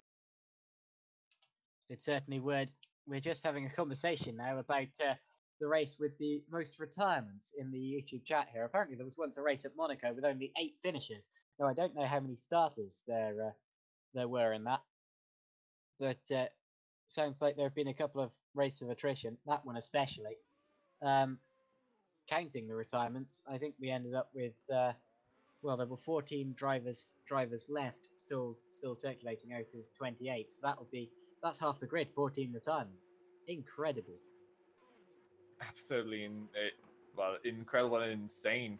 By the looks of it, it will be. Hopefully, it will be less of a retirement-heavy race, and hopefully, we're not going to see what happened in race 1 here in the first corner, because that was one of the most unlucky incidents I think we've seen when a top driver has a wheel failure like that. I mean, it's nobody can really dodge it, and I think we're still gonna see some complaints about this race not being red flagged. However, we have the reverse grid number 9. Tuomala is going to be on pole. Wouldn't it have been funny if the reverse grid draw had put Patrick Gerber on pole after retiring at the end of last race? That would have been quite something. Well, that was not even a possibility. So. Well, it would have been that he finished. I think it was 14th. So yeah. Yeah. Yes. Well, we have 6th to 10th. I was thinking Formula Challenge. Yeah. Even in Formula Challenge, it's 6th to 10th, I think. No, Formula Challenge is 10th to 15th. Okay, they changed that. Okay. It's been like that for as long as I've been here. Yes, I haven't been following them up that much. When I raced there, it was 6 to 10. However, here it is definitely 6 to 10, and we're definitely looking at top Matthew Winnick having to go through 8 drivers to win the next race if he wants to get in. Well, if he wants to lead the championship by quite a margin. However, he's now only a single point behind the championship leader of Stefan Ruhl. Both Scuderia Basilea guys, I think, are both currently leading the championship after the first race. And this race is going to really decide how far in front realistically Matthew Winnick is going to be. I tell you what, though, Winnick did exactly what you just said in race 1. Went from 8th on the grid to win the race. So if Winnick can do it once, then I mean, he needs the right circumstances, of course, but he can certainly do it in race 2 as well. Remember that he didn't just win race 1; he dominated it. 22.3 seconds was the margin, and surely Winnick is an absolute force to be reckoned with at this circuit. I'm just looking for through the chat, and apparently some drivers had different brake sizes, I think. And a lot of drivers had very, very small. Even Matthew Winnick apparently had fairly small brake disc in front, and managed to get through somehow. But a lot of drivers saying that they had bigger brakes, like 2.8 centimeters, and they still failed. So it's very odd to see some drivers being so good on the brakes and having them not fail, while some others going very safely with their brake choice and still managing to have a failure. Well, it really was a case of who was going to get lucky with the brakes in that last race there, but yeah, certainly a rather tricky one and a rather tense one for the drivers. It's definitely going to be tense, and I'm just thinking that now, who do you think is going to win this race? Because it's going to be very interesting. A lot of the top drivers did manage to not finish the race, so they're going to be coming from the back. And now we're going to see a 9th place start from Matthew Winnick. Lewis Retshaw starting right in front of him, of course, not having the same pace. Johan Lindberg being and Patrick Gerber starting fairly high. Or sorry, not Patrick Gerber, but not Johan Lindberg. I'm just looking back. But a lot of drivers will be looking at fairly, maybe not even that fast, but not too slow, and starting up quite high up. So it's going to be fascinating.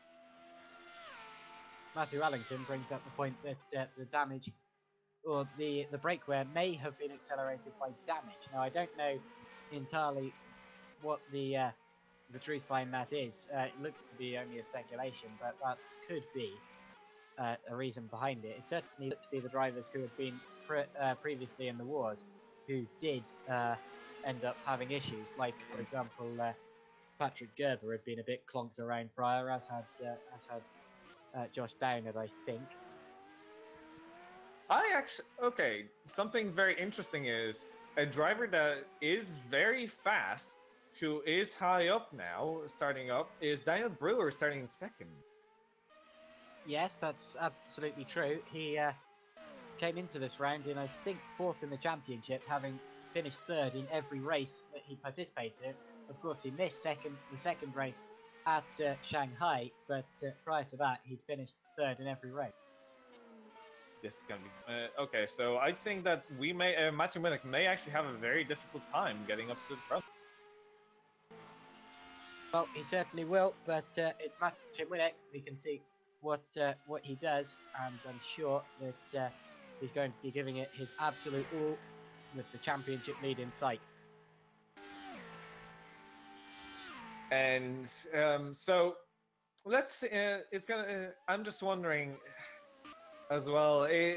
Now that if Stefan Ruold is going to be able to make the race fully, because this is going to be very, very difficult to judge if the steering wheel is safe to go. I'm hoping he did some practice runs in between the two races to make sure that the wheel is safe to work. But that was very disconcerting about what happened in turn 1. Yeah, he has done. He's just topped the little warm-up session before race 2. So obviously his car is capable of doing a race, but well, let's hope he doesn't have any more issues in the race. He's capable of doing a lap rather, but we'll see if he can do the race. Of course, the worst thing about that issue was that it wasn't just him that it took out of the race. It was the rest of the field as well. At the start, pretty much everyone got piled up. There was so many people with issues after lap 1, and well, that should be reduced, seeing as he's starting so far back at the start of this race if it happens again. But it would be better, of course, if it didn't happen again. Of course, and he'll be hoping to get some points out of this race if he can. It's going to, considering he's a very fast driver, I think it's possible, but it is always difficult to come back from so far back. Drivers just being reminded to respect other drivers, yellow flags, blue flags, all of that, by the race director and by the other drivers. And now we are heading out to the starting grid. It'll be Mikael Tuomala who starts on pole position, followed by Daniel Brewer, Lewis McGlade, Mike Quint, Jason Muscat, Bastian Peisler, Ben Jupinek, Lewis Redshaw, Macho Winnick, Mike Bell, Adam Oscar, Fabian Ruder, Patrick Gerber, Bruno Souza Ferreira, Mark Fuller. Those are the top 15, so the drivers in the points paying position so far. And then out of the points so far, Mayer, Schroten, Lindbergh, Helpap, Krelinovic, Downard, Kumar, Batala, Kraus, Lambert, Rowe, and Tapper. Well. Some fast drivers up in front and some fast drivers at the back and in the middle. We're looking at a complete mix-up of the grid, and I think this is going to be fascinating. Also, two teammates up in front, Tuomala and Brewer, both driving for the same team, so this could provide very fascinating start to the race with possibly some teamwork from the two. Hold on to your hats, ladies and gentlemen. This is going to be a rather interesting one, as we see 27 drivers thrashing it around 17 laps of the Baku City Street Circuit. Race 1 was chaos. Race 2 is even more ferocious, and it's actually teammates starting on the front row of the grid for the Scuderia Clay Geely car, the Scuderia Clay Geely cars of Michael Tuomala and Daniel Brewer. Such a 1-2 so far, with their brand new livery, very sort of mid-2010 Sauber-esque. Another team which has a brand new livery this weekend is the Zederick racing car, which hasn't unfortunately been able to show it off to the greatest extent, with Tapper retiring early and Helpap retiring later on in the race as well. So a double retirement for that livery's first showing. But now we have the two SCG cars starting on the front row. Not Scuderia Cameron Glickenhaus. This is the Scuderia Clay Geely. Yes, that's a completely different racing team and a manufacturer on one side of real life race cars. Every single car they've put out so far is an incredible looker. However, this is not what we're concentrating on today.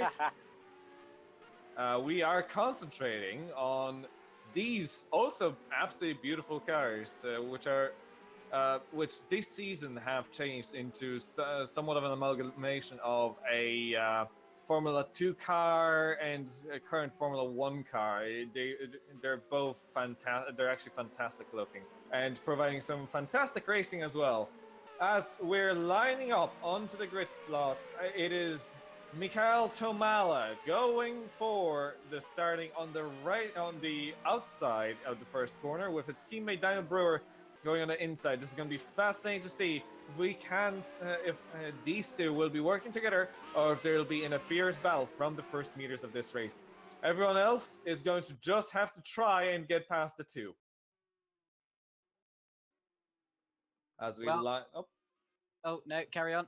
As we line up, and soon we'll have the lights coming on. It's all ready for this sprint race and the final race of Azerbaijan in the Supercup. Of course, most drivers are driving on the softer compound. I'm seeing some drivers on this actual harder compounds, like Mike Fint, in fact. So that's something we're gonna have to look for as well, and take a look as we go through the race.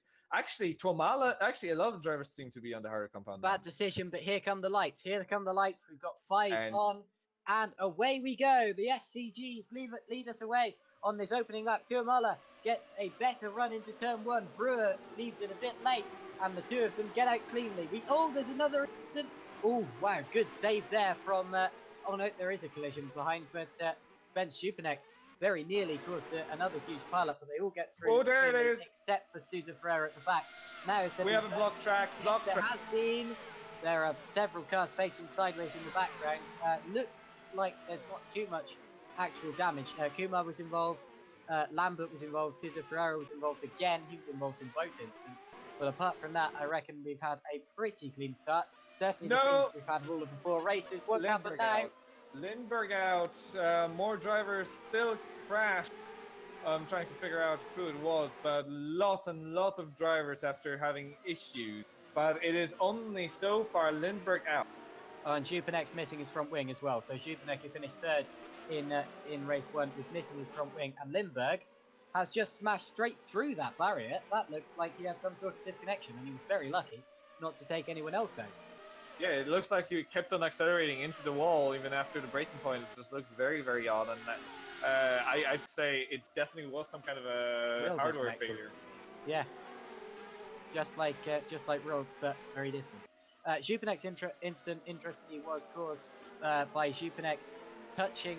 Oh no, this is a separate incident. This is after Stupanek had already got the damage. He touched the rear end of Dawi Tapa's car, and Tapa flew on top of Ben Stupanek's car. That was Stupanek just leaving his braking too late without a front wing, which is very silly.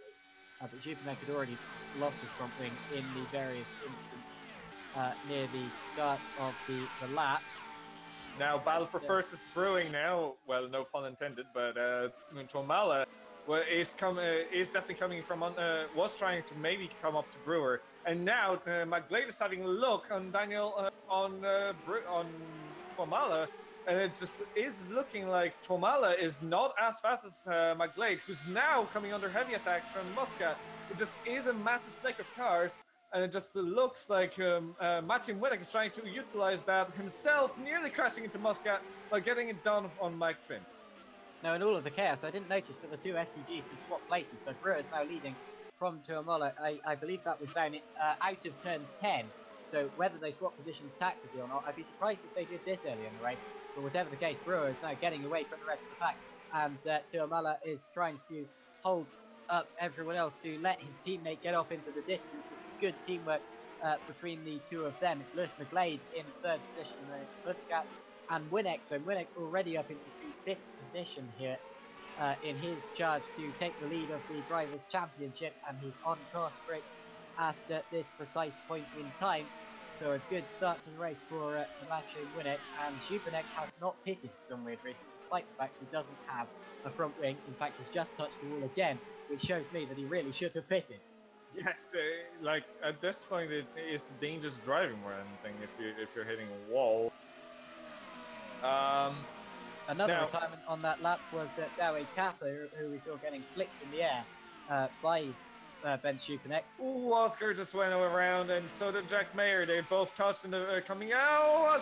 Near Kumar and collects Stefan Ruold, and more drivers collected in that situation. Patrick Gerber being one of them. Patrick Krause, another one. Crashing. And with 3 wide for 3rd. Very nearly. McGlade's missed his braking. He's going straight on, and Jason Muscat gets it.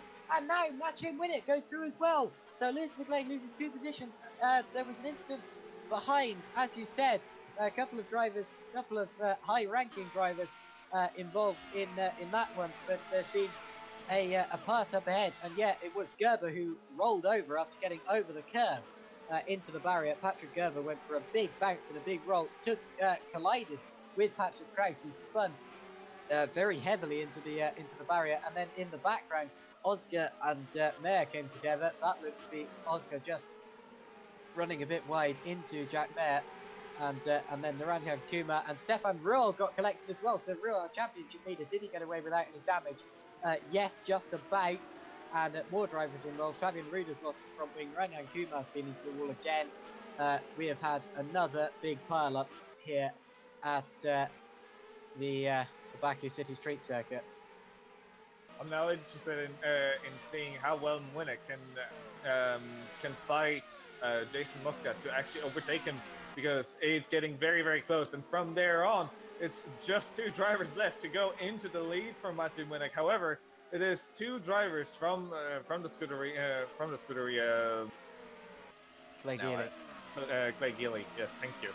And Ben Schupanek has done something silly. He's just come out of the pits after losing his front wing, and he's immediately crashed the car. He's gone up through the castle section, spun the car around into the wall. I reckon there might have been some extensive damage that caused that, but it did seem like a relatively normal accident. So whatever's happened, he's out of the race. And we have Matthew Winnick did go through Jason Muscat on the straight by the looks of it. He is now going to be concentrating on Mikael Tuomala, and he is so very close on the first of the DRS zones around this lap, and he will be attempting a move. Is it going to be on the inside? No. Tuomala goes defensive. He will be having a compromised entry. No. Winnick goes for a late dive, and he barely makes it. There is contact. However, that was definitely an overtake that that both cars fit through. And Winnick up into second. Now Daniel Brewer is the only driver in his sights for the lead of this race.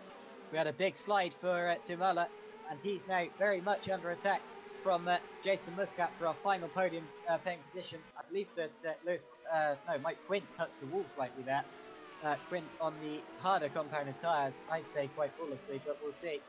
And Winnick hit the wall. Winnick hit the wall at the castle section quite badly. Can he actually? His car is damaged. His suspension is damaged. It's going to be a very difficult drive for Winnick to actually keep going for the win. But he is driving a damaged car. It's going to be a far more difficult task for him.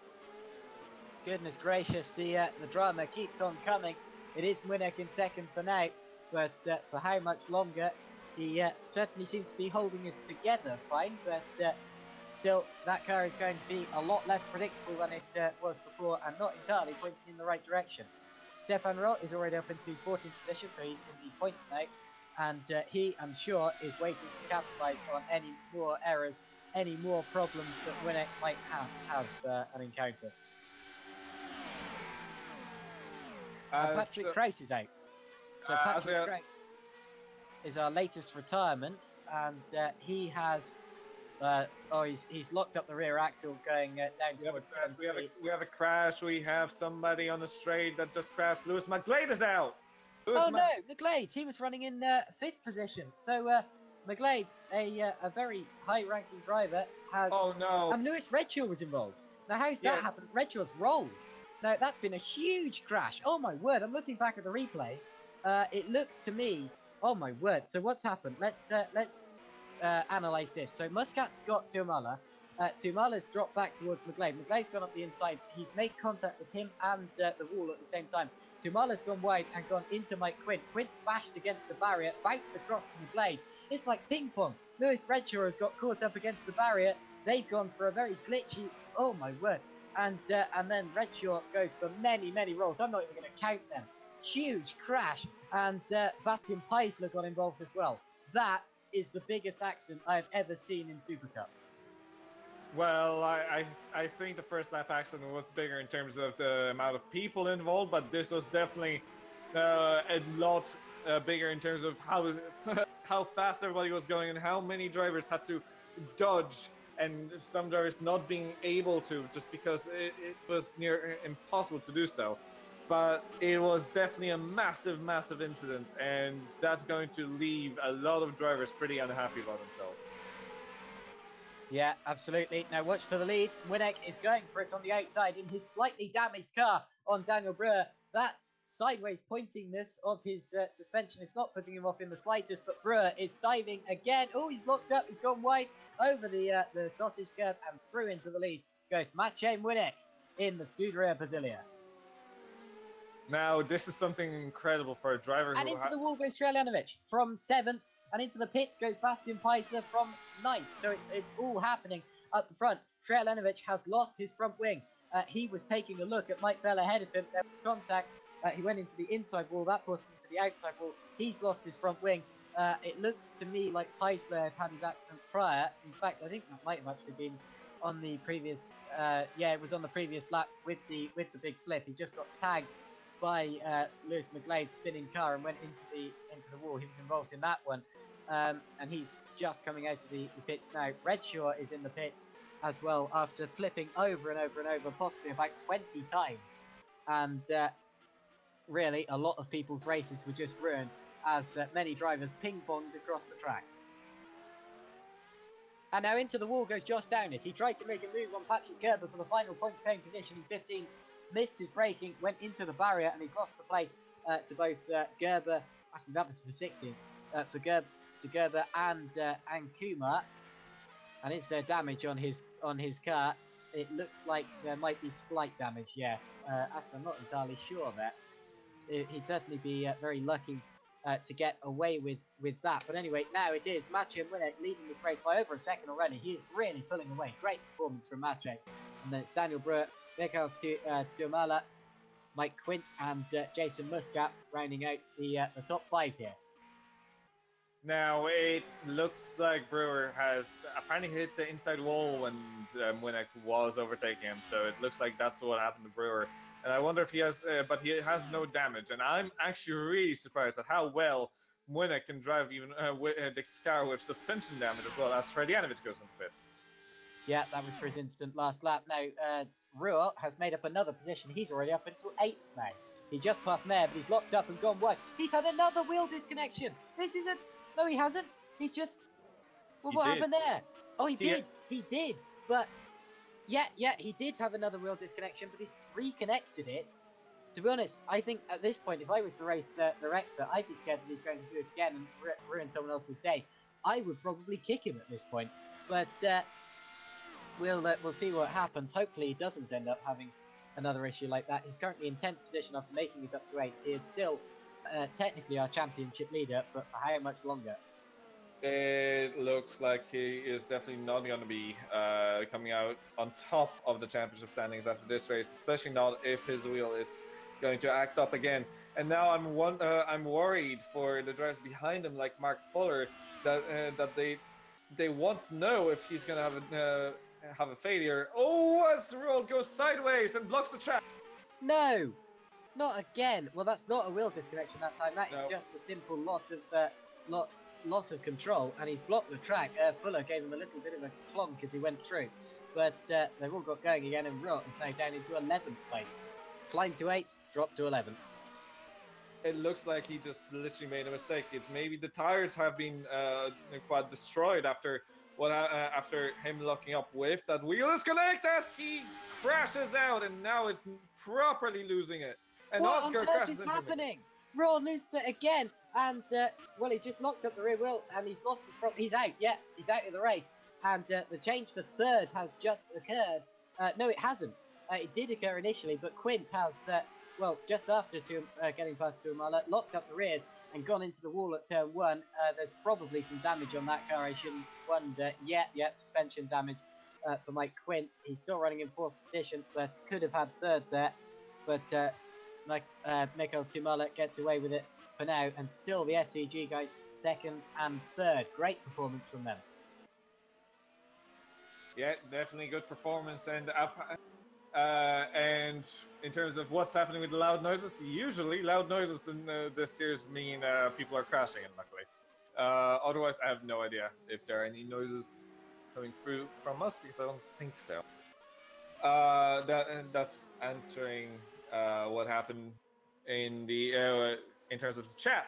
However, what's very interesting is Mike Pitman still is challenging Tuomala for that third spot and is doing, again, it's going to be very difficult. It seems like it's very difficult to go past Tuomala. However, it's not impossible, and we've seen it happen before, so it's going to be fascinating.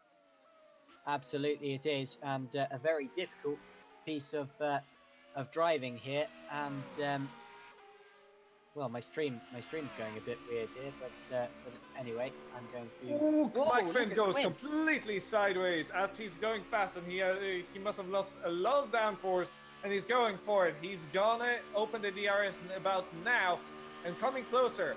Tuomala is going to the inside, Quinn going to the outside. There is only just barely any overlap. Not quite able to do it for Quinn, but Tuomala goes way too wide, and Quinn goes to the inside and does a very, very beautiful move.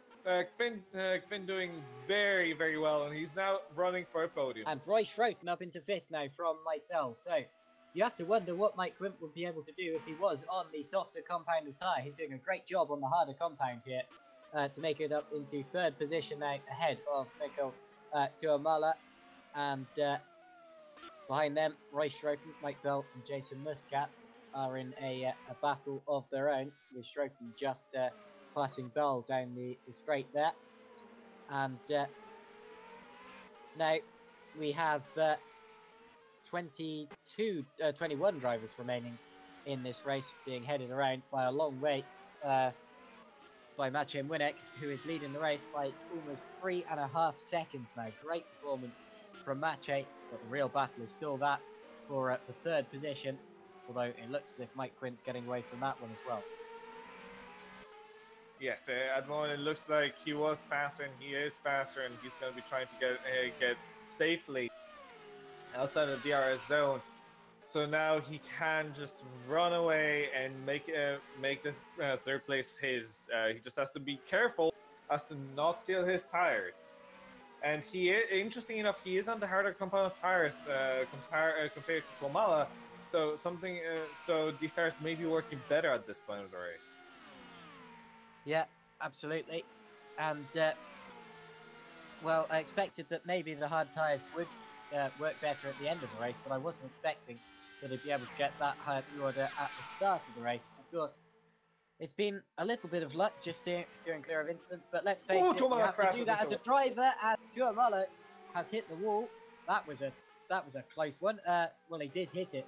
I don't think that he's got any big damage. In fact, it doesn't look as if he's got any damage from it. And if he doesn't, he's extremely lucky. Yeah, he has some. His car is turning slightly to the left, but very, very slightly. And he is seemingly very much overdriving the car from my perspective, from what I've seen of him for a few seconds. So it just seems like Tuomala not quite getting on with the car currently. And now Jason Muscat has made it up into 6th position from Mike Bell. So Bell dropping a couple of positions here. Muscat, the driver standing in for the absent Matthew Marquardt, is up into 6th position in his own team's car, the Malta Force GP car, headed in Malta, of course. Doing a very good job, to be honest, so far, and he's going to be definitely trying to catch up to Schroten if he can. There's a crash in the lower part of the order. That was for the last couple of point-paying positions. Oscar and Kuma were going side by side for 14th, and Oscar locked up his rear axle and went into Kuma, and they all got caught up with Frelinovic, but Frelinovic came off the best of that and went up into 14th position, and Peisler has gone through into the final points-paying position in 50th. It looked to me like Kumar did go a little too quickly into the corner. However, Oscar did lose it, so it was kind of a fault on either side. No, you have to put all of that blame onto Oscar. He properly spun into. Well, of course, he did block the route. I'm just saying that otherwise it could have ended up with Kumar running across the corner and blocking him. So you could kind of nearly say that both had some kind of mistakes going on there, but one of them was far bigger than the other. Yeah, well, often that is the case with incidents like that. Talking of that, Kumar's had another incident. He's just gone straight on. Oh, he's had another incident with Oscar. It looks as if And again, it's just Oscar locking up the rear brakes and spinning around into Kuma, or well, spinning around so that Kuma had nowhere else to go. And that was a very kind of lazy, low-speed one. But anyway, they've been caught up and dropped down the order a bit. I have a feeling like that. Well, to be fair, at that point, if you have so many mistakes, you would nearly possibly make Stewards look at it, or the DC look at it. However, we're seeing some battle for 13th place. There was a 3-wide moment between Verlianovic, Sebastian Peiser, and Patrick Gerber. And Gerber and Peiser just changing their places like as if it's nothing. Just going side by side everywhere, and just having a better exit in one corner and then being overtaken in the next. They're both on 2 different compound of tires, which could be that the one compound is better, working better through some corners, and the other is working through others. It's very fascinating. However, at the moment, Gerber is on top of it. And at the moment, it looks like Peiser is just going as close as it can, but I think that Gerber is now on the better tire, on the harder to compound of tire, which is going to be a bit faster at the end of the race. We're now into the double digits in laps. Maciej Munich has just completed his 10th lap. He's on lap 11 now. Well, actually, that was his 11th lap. He's now on lap 12. So we're quite a long way through the race, about 65% through, over halfway. And Munich just has about 5 laps left to keep it clean, and he'll be heading for a double victory at this rate. Great result for him so far. And now Tuomala has been caught by Roy Schroeter for that 4th position, and those two could yet change. As we have Sousa Ferreira just being in a battle and then crashing into, or getting crashed into a wall. I'm not entirely sure. I need to check that replay. Yeah, he's kind of hit off Patrick Gerber. Patrick Gerber drove into his way, and Sousa Ferreira just not having anywhere to go, straight into a wall, losing the front wing and having suspension damage, now having to pit in and losing any chance of having points. Oh, I tell you what, that was a very unfortunate one. Often that is the hardest type of accident to avoid for both sides. Gerber spins and touches Peiser.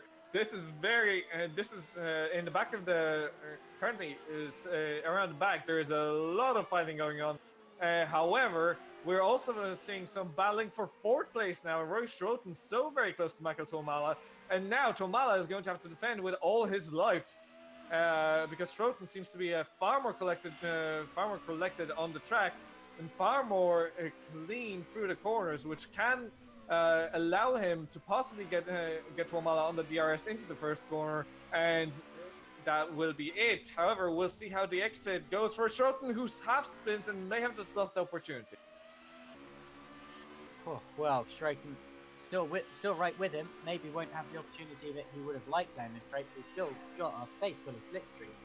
And actually, he looks like he's going to have a real proper opportunity here, because he's got the DRS open. So Schroeter in the slipstream with the DRS open. It's a battle of 2 blue cars, and he gets closer, dives, but locks up, and that was really just showing himself to the mirror of Tuomala's car. He wasn't really going for a move there, but maybe would have done if he hadn't locked up the tyre there. Well, this is incredible. Maciej Munich last lap made the fastest lap of the race of anybody. This is absolutely crazy so late into the race, having fastest laps. And his fastest lap is over a second clear of anybody else's. And Tuomala has been into the barrier, and Schroeter is having another look, but and he's missed it again. That was a bad mistake from Tuomala. He's hit the wall 2 corners in a row, and Schroeter now up into a well-deserved 4th position. Tuomala is going to come under attack from Jason Muscat. It looks like Tuomala is definitely not having a greatest race at the moment, not quite able to get that car to do what he wants it to. It just doesn't feel like the cars are quite responding as well. He seems to be overdriving it a little bit, maybe just not quite understanding what the car is doing. I'm not entirely sure. I've not driven these cars. I can't really comment in that sense. However, he's definitely going to be trying his absolute best to not let Jason Muscat through. And Bruno Sousa Ferreira retires. He's got 2 bad damage. I'm just looking at his replay. That is a very damaged car, and he's just sort of pulled off the road. He knows that he's not going to get another chance. Now, what's happened is he's locked up the rears going down into turn 7, spun the car into the Tech Pro barrier, and that is his day done. 20 cars remaining. So that's a lot more than we had last race anyway, and we're still we're getting close to the finish of the race finally. However, right now it seems like Tomala is actually able to keep his distance away from Muscat, however Muscat is not able to keep his distance from Mike Bell, who had a little bit of a look, very akin of what Muscat did last lap, and now Bell is going to try to keep up as much as he can. Or sorry, Schroten tried that last lap. Mike Bell is going to be shadowing Muscat, hoping for that 6th place, and I think that would be the best result of this season so far for Mike Bell. Not the best result of Cosmo this season, this race so far, but it would definitely be a fantastic result. I tell you what, Maciej Milik has really checked out at the front of the order. He's almost 10 seconds ahead of anyone else. Brilliant, brilliant drive from him so far. I hope I'm not cursing anyone by saying that, but... Well, his laps are over a second faster than anybody else's on the track. So, yeah, amazing. Well, I think Jack Mayer is the only driver who's anywhere near, actually, now that I look at it. But his fastest lap is still a second slower than Maciej's fastest. So Maciej is absolutely running away with it. He's doing incredible work, and I think the only driver, honestly, who could have matched this pace is out of the race for a very long time now, and that's because it's his teammate who is usually about as fast as he is himself. So this is going to be, and luckily at the moment, it looks like Scuderia Basilea guys, or maybe luckily for them anyway, are looking like they're having a fantastic run of the season, and seemingly no matter where we go, they're up there leading and winning races. Some fantastic driving from Scuderia Basilea guys, and just shows the quality of drivers they have currently employed. As we have Mike Bell going to the inside of Justin Muscat, coming into the first corner. Can he actually make it? Can he make it stick into the braking zone? He brakes a slight bit later than Muscat does, and he makes it stick. A fantastic move from Mike Bell, and now Mike Bell is going to be able to try the same thing on Michael Tomala. And it looks like Mike Bell just has a car that's set up a bit better for the straight. And Adam Oscar has spun out of 18th position. He gets the car, well, he's out. No, he's out. He's lost the engine or something of the kind, and he is out of the race, meaning that we now have 19 cars remaining in this race from 27 starters. But yeah, good battle for 5th, 6th, 7th.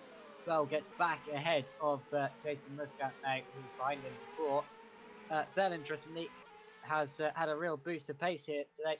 His best result prior to this round was a 10th place in race 2 at Australia, but now he is up in 7th position, and race 1 was a very good one as well for him.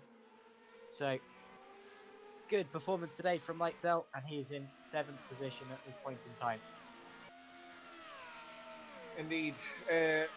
Well, at this point, let's look across the field for anything else in terms of battling. At the moment, Hreljanovich is still being chased by Gerber for 12th place. Everyone else seems to be a bit spaced out. Kumar and Downard for the last point scoring place are fairly close. However, I don't think Kumar is. And Quint has hit the wall hard from 3rd position. He's hit the wall hard. His car is heavily damaged. He's losing 3rd place to Roy Schroten. And I believe that Quint does have quite bad suspension damage here. His car certainly does seem to be hanging a bit, and Schroten is through into 3rd position now. Now Quint is going to have a difficult time keeping off everybody else, because they still have 2 laps to go. Well, a lap and 3/4 essentially, and he still has Michael Tomala chasing him down, only a couple seconds down. But Tomala hit the wall there. He touched it. And now Muscat has a run on the DRS zone. Can he go to the inside? It's very, very close, and he goes to the outside, and he's not quite able to do it. I don't know how. Oh, as Tomala hits the wall again. Locked up. Just went wide. We've seen that a couple of times from Tomala in the past, and he's done it again. He needs to stop doing that.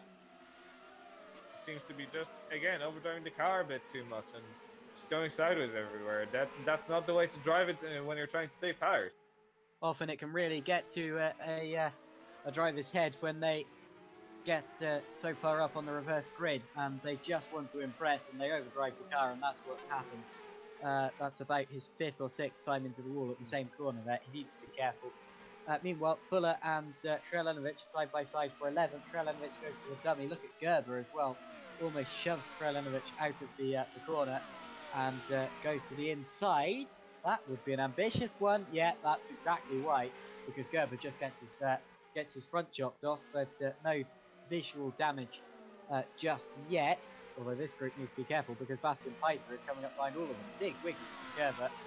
And, Chris Shepard is definitely asking the right questions here. What are these cars made out of? Because this car has taken so much abuse that I don't think any car should really be able to still drive after clattering the wall so many times. But now Jack Mayer goes for the move on Mike Bell, going into the first corner again, going to the inside, but Mike Bell seems to be faster.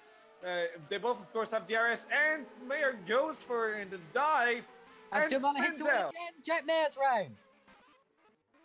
Mike Bell seems to have definitely a spot of luck right there, as he himself hits the wall now and goes for Tomala, as right in front of him, Jason Muscat and Mike Fint go battling for that fourth place. This is the final lap of the race, and they're still fighting like it's the first. Look at Tomala, almost. Well, he's left his braking late, but he's made it stick, or made it into the corner that time.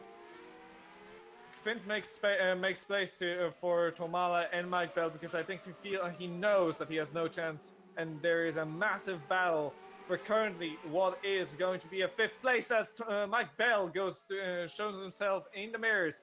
That's not a good place to attack. It's right before the castle section, and coming into the castle, Mike Bell going with not so very close, as Tomala hits the wall a little bit again, and not just barely holding on. I think he's going to be able to hold on to it. Meanwhile, it's the final corner now. I'm sorry to interrupt there, but Maciej Winnick is just going to deliver another dominant performance.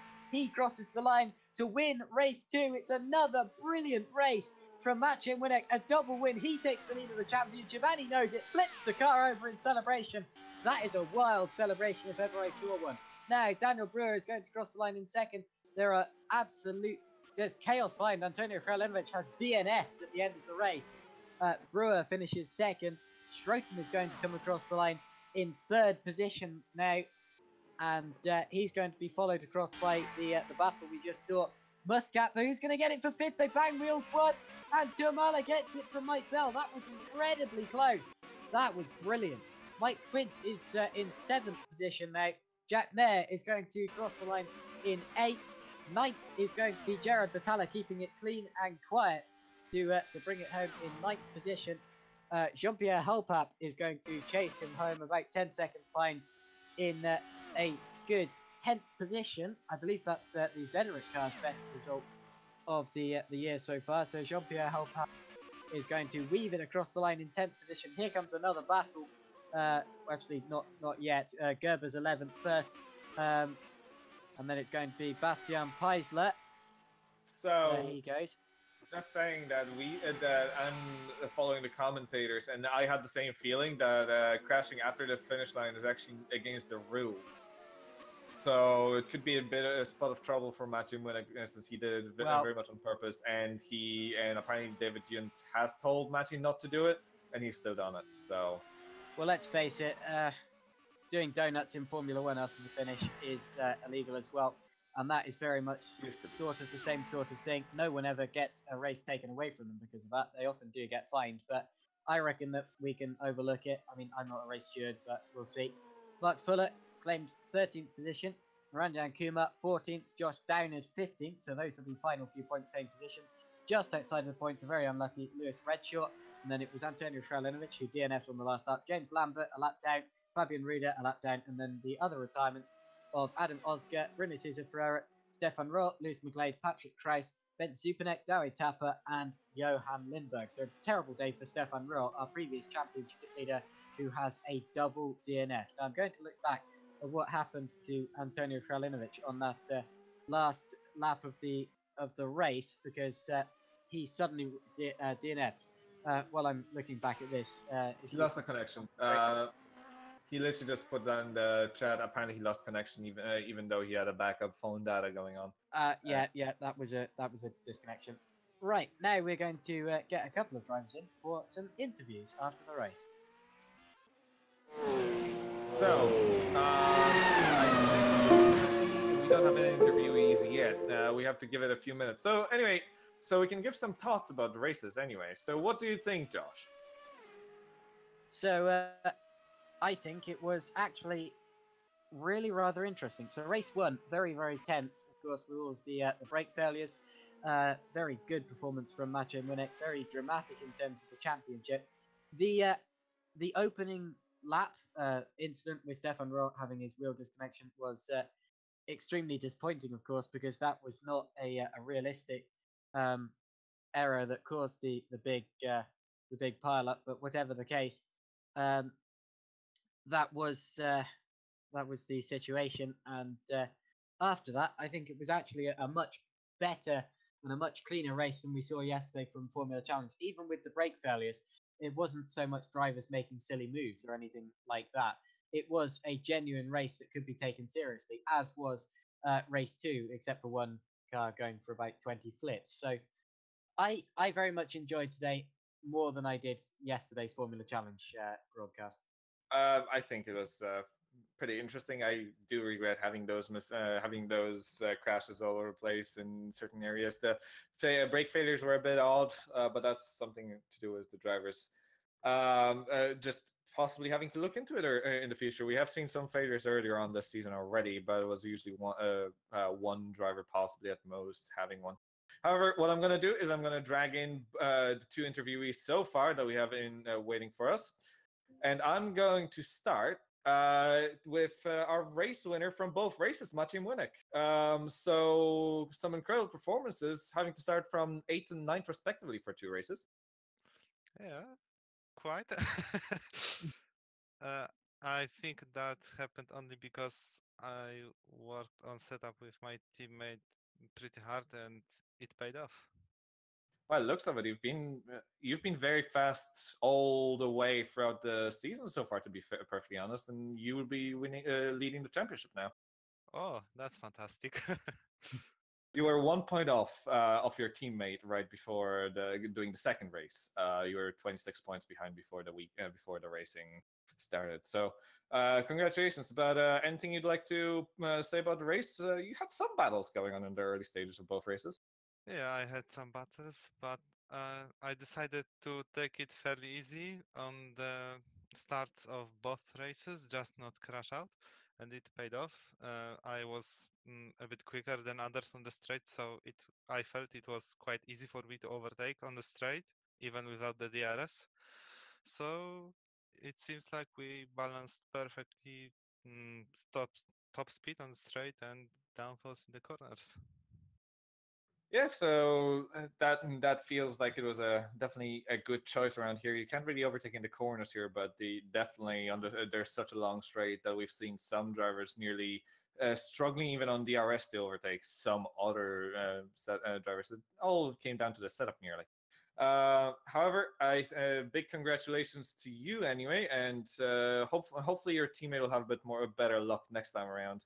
I'm not entirely sure how your team is going.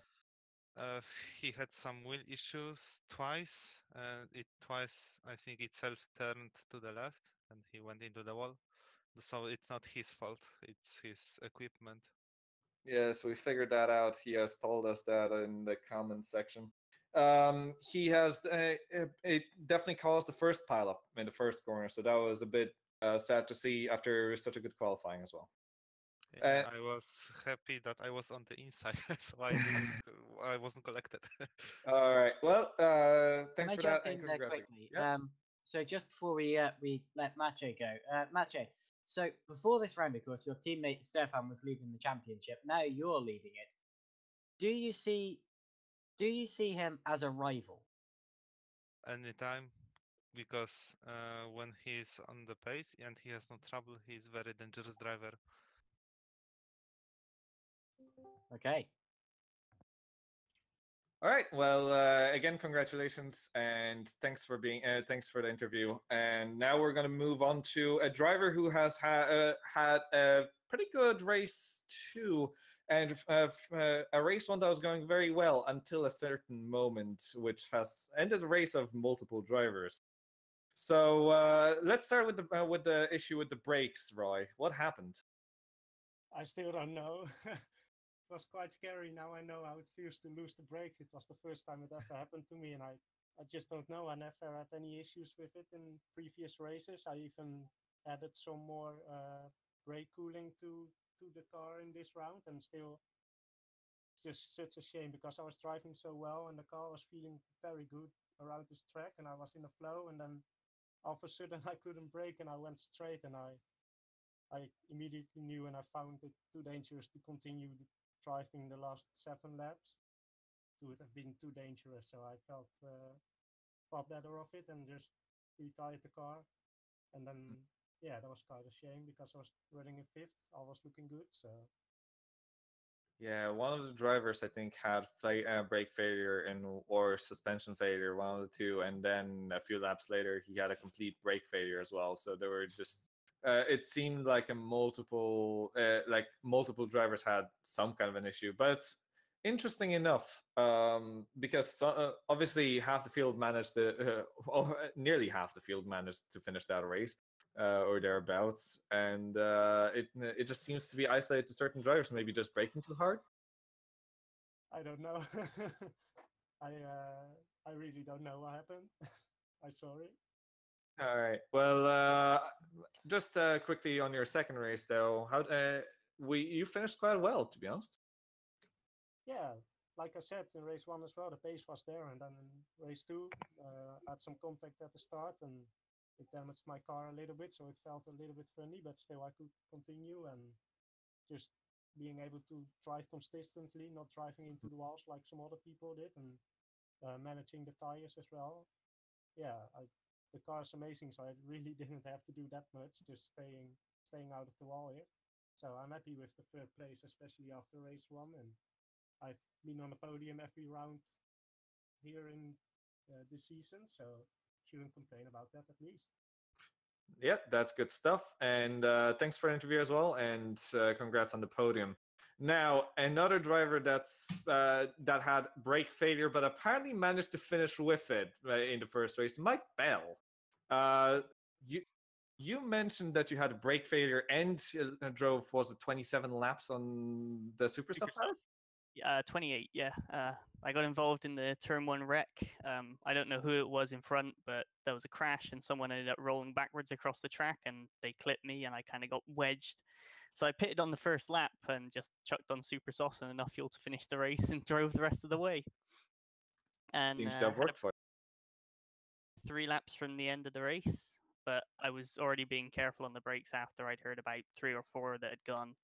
So it went really early in a braking zone. I just went into the final turn. I just managed to cruise it to a stop and then just limped the car home. Still managed to finish 10th after everything was said and done. So really happy with that, all things considered. It was lucky to be in a place where you could actually have a bit of runoff. Brakes went at Melbourne as well, so I've had experience driving only with 3 working brakes, and it came in handy.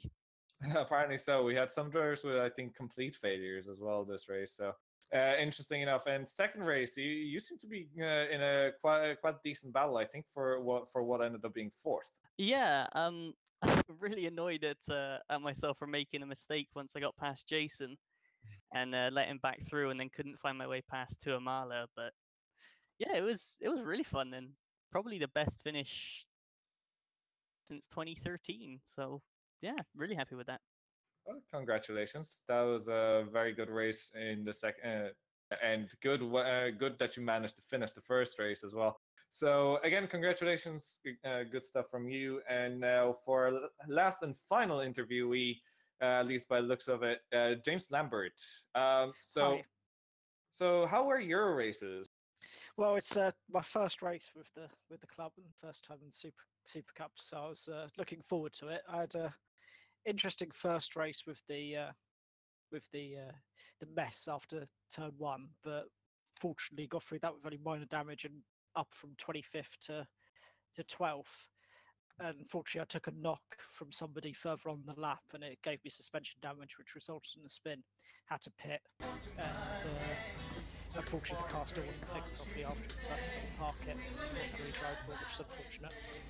Race 2 was a lot better since I managed to finish, which was my aim for the weekend. Was not qualify absolutely last, which I didn't, and finish at least one of the races, just for a first try. Well, congratulations on having your first race. So hopefully we're going to see you in the future, and hopefully in a bit of better circumstances at this point. So let's. I think it's time to wrap up, Josh. Yeah, absolutely. So make sure you tune in for the Super League show tomorrow, or the Super League broadcast rather. That will be at the same time tomorrow, about 7:40 p.m. to well, about now really, about 10:15 or sometime around then. Of course, you will have the great Jake Sanson and Joshua Anderson on commentary tomorrow, and I believe is it Gerrit de Vries on cameras.